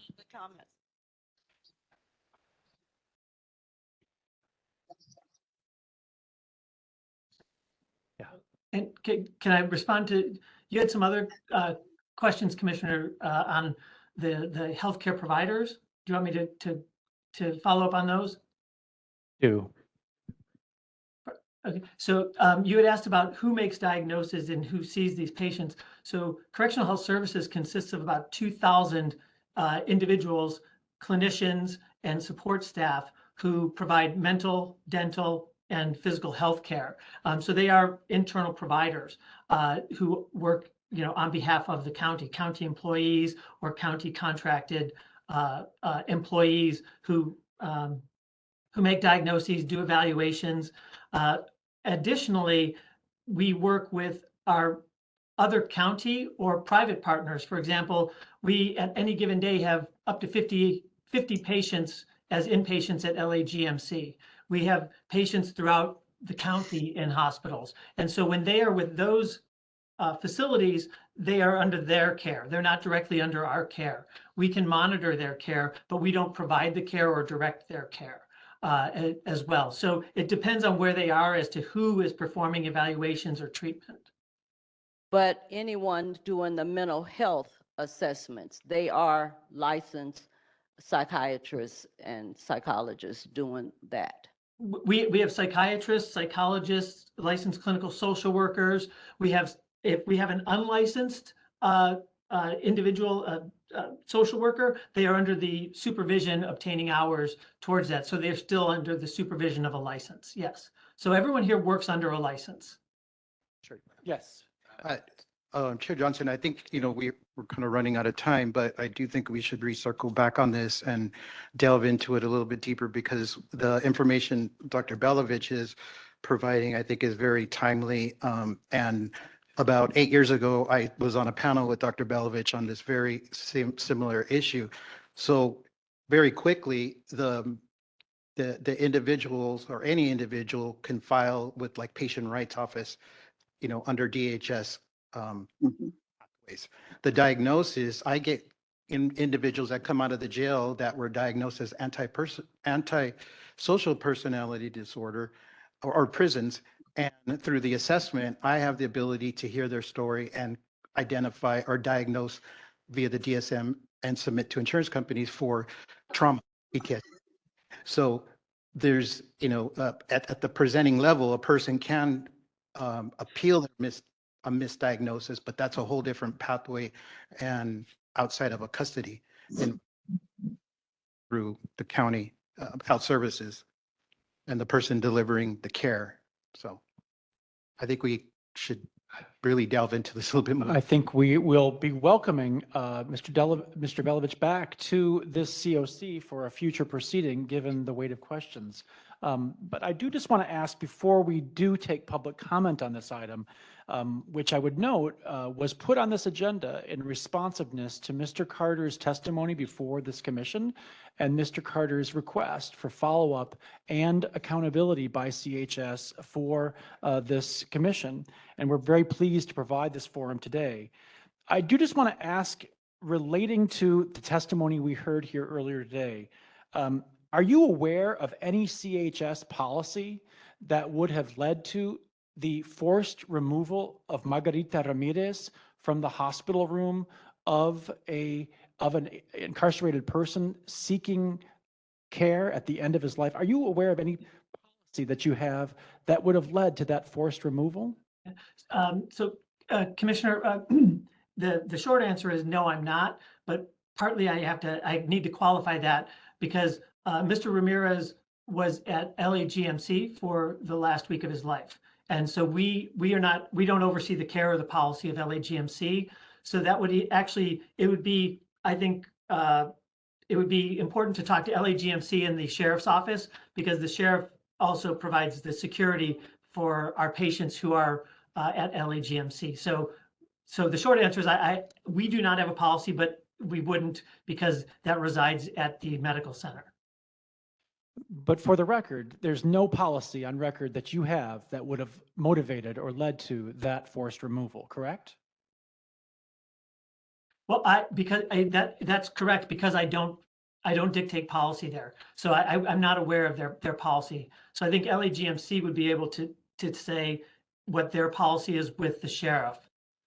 One other question. You testified to the value and the focus that you put on having communication, including written communication, including writing materials by people in incarcerated settings here in LASD, and the importance of maintaining those communications outside. Are you aware personally of any testimony of drug-laced written materials that you've seen in LASD custody settings?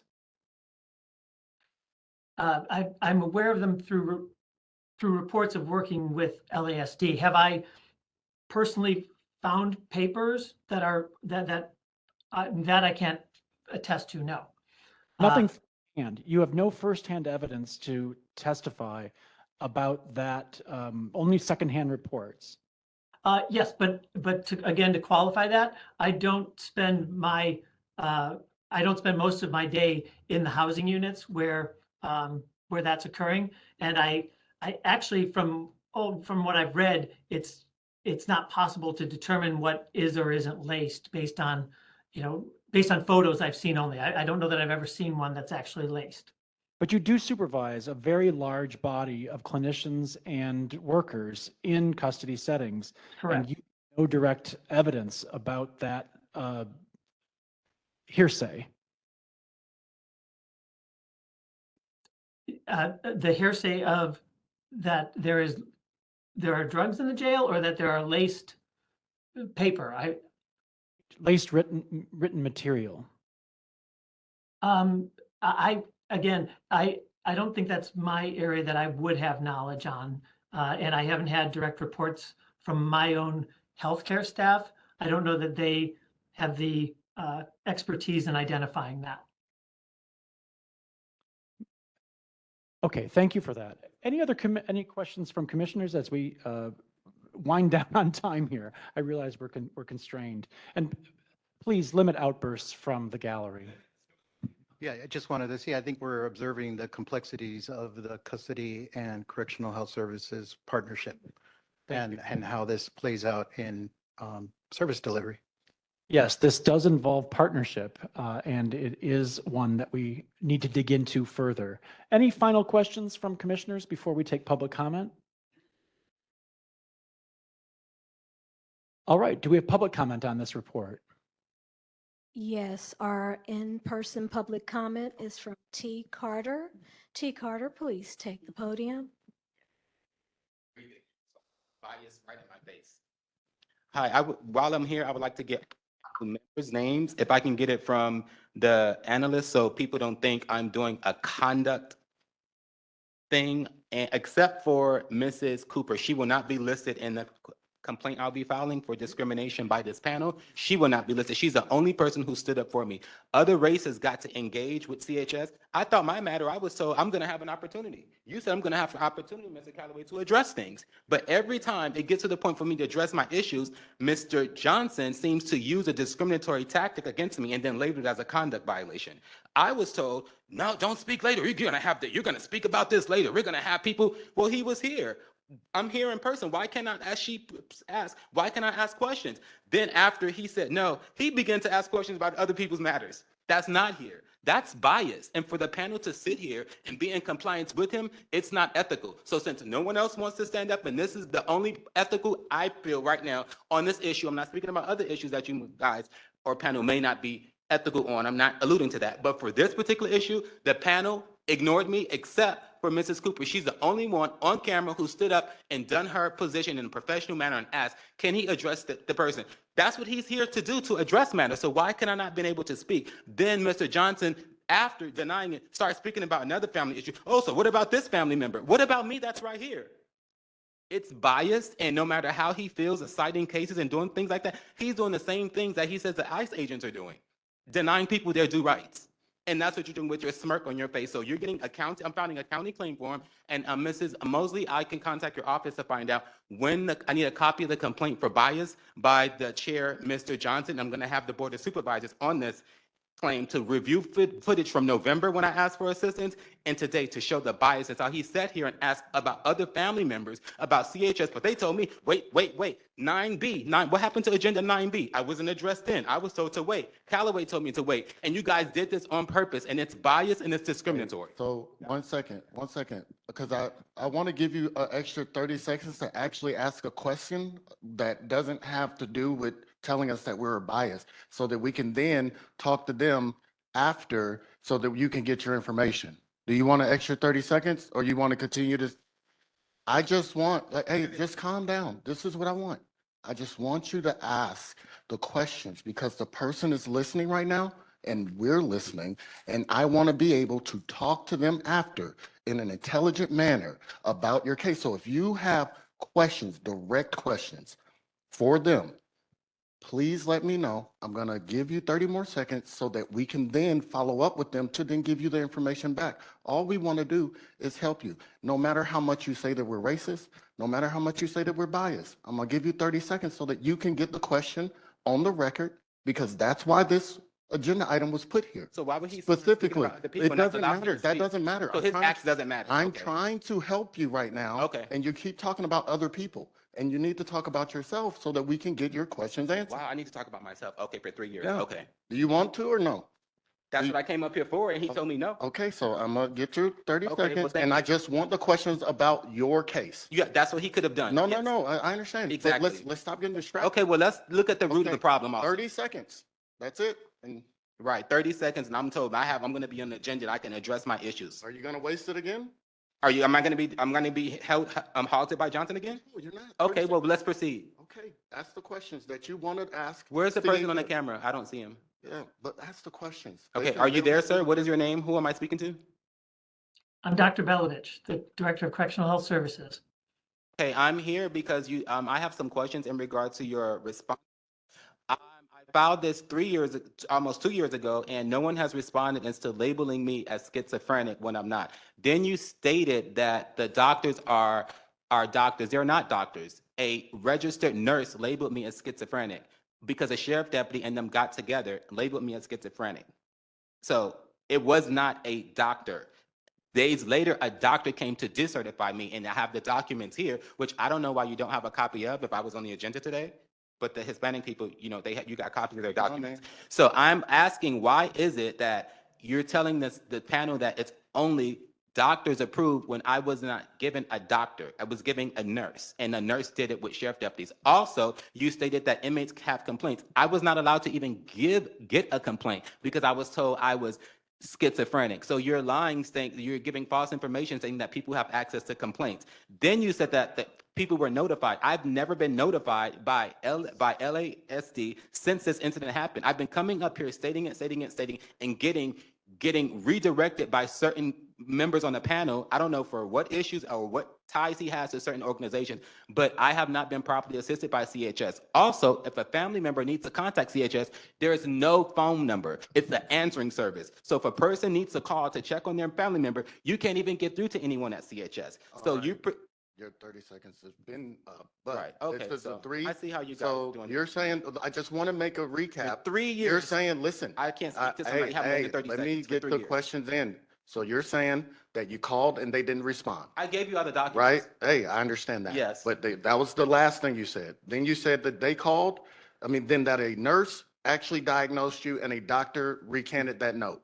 Do I Right? need to give him the reference number so he can Okay, next okay, meeting okay. he say he doesn't have it? But those are the two things that you're talking about, right? Yeah, those are some of the things I Okay. presented to the same Awesome, panel years awesome, ago. Awesome. Your 30 seconds are up, but we're going to follow up with You've you been saying again this for about 3 it. years. Yeah, understood. And then today you told me. Thank you. You've talked the most. All right, thank you. Thank you. Is there additional public comment, Tracy? There are no additional public comments on this item, Chair Johnson. Thank you. We will now turn to non-agenda public comments. We are wrapping up our meeting as expeditiously as possible. We have a space for non-agenda public comments. Are there any non-agenda public comments on the roster, Tracy? We have 1 minute for each comment. Okay, our first public comment is from T. Carter.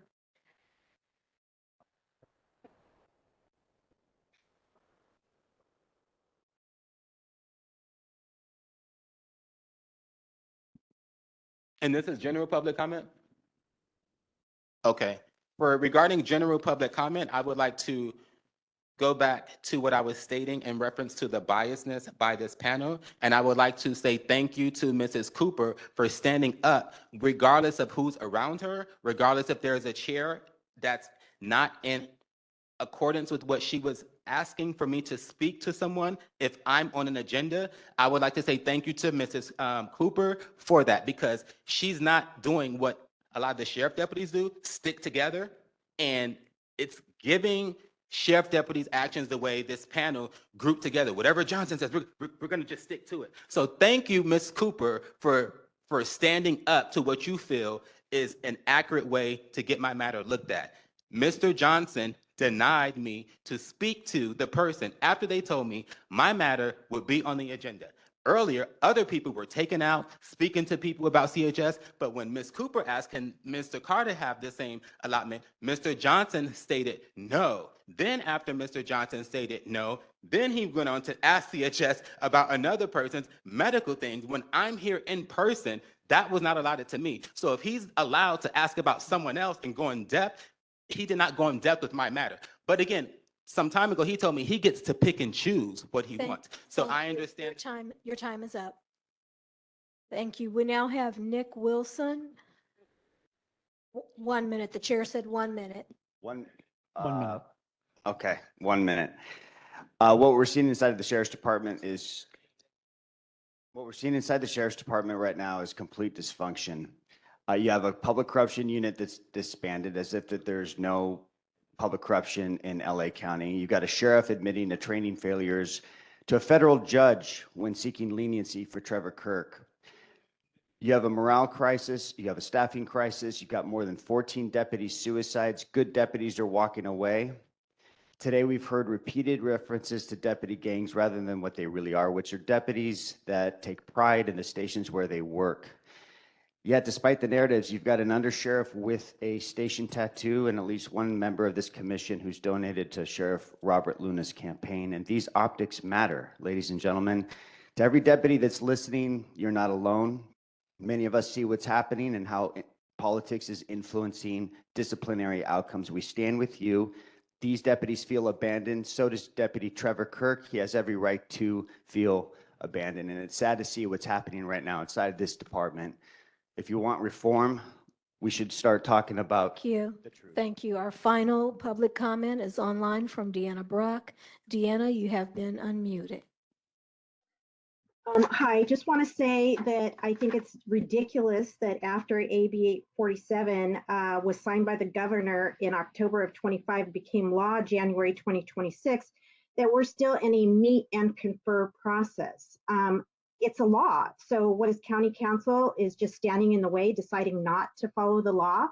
The COC still has not received the subpoenaed information in regards to the use of excessive force for my son, Emmett Brock, Joseph Perez, or Andres Guardado. I also want to say, Chair Johnson, thank you for allowing the Ramirez family to speak, seeing that there are gray areas to strictly following agenda protocol. That showed empathy and compassion, and I appreciate seeing that within the commission.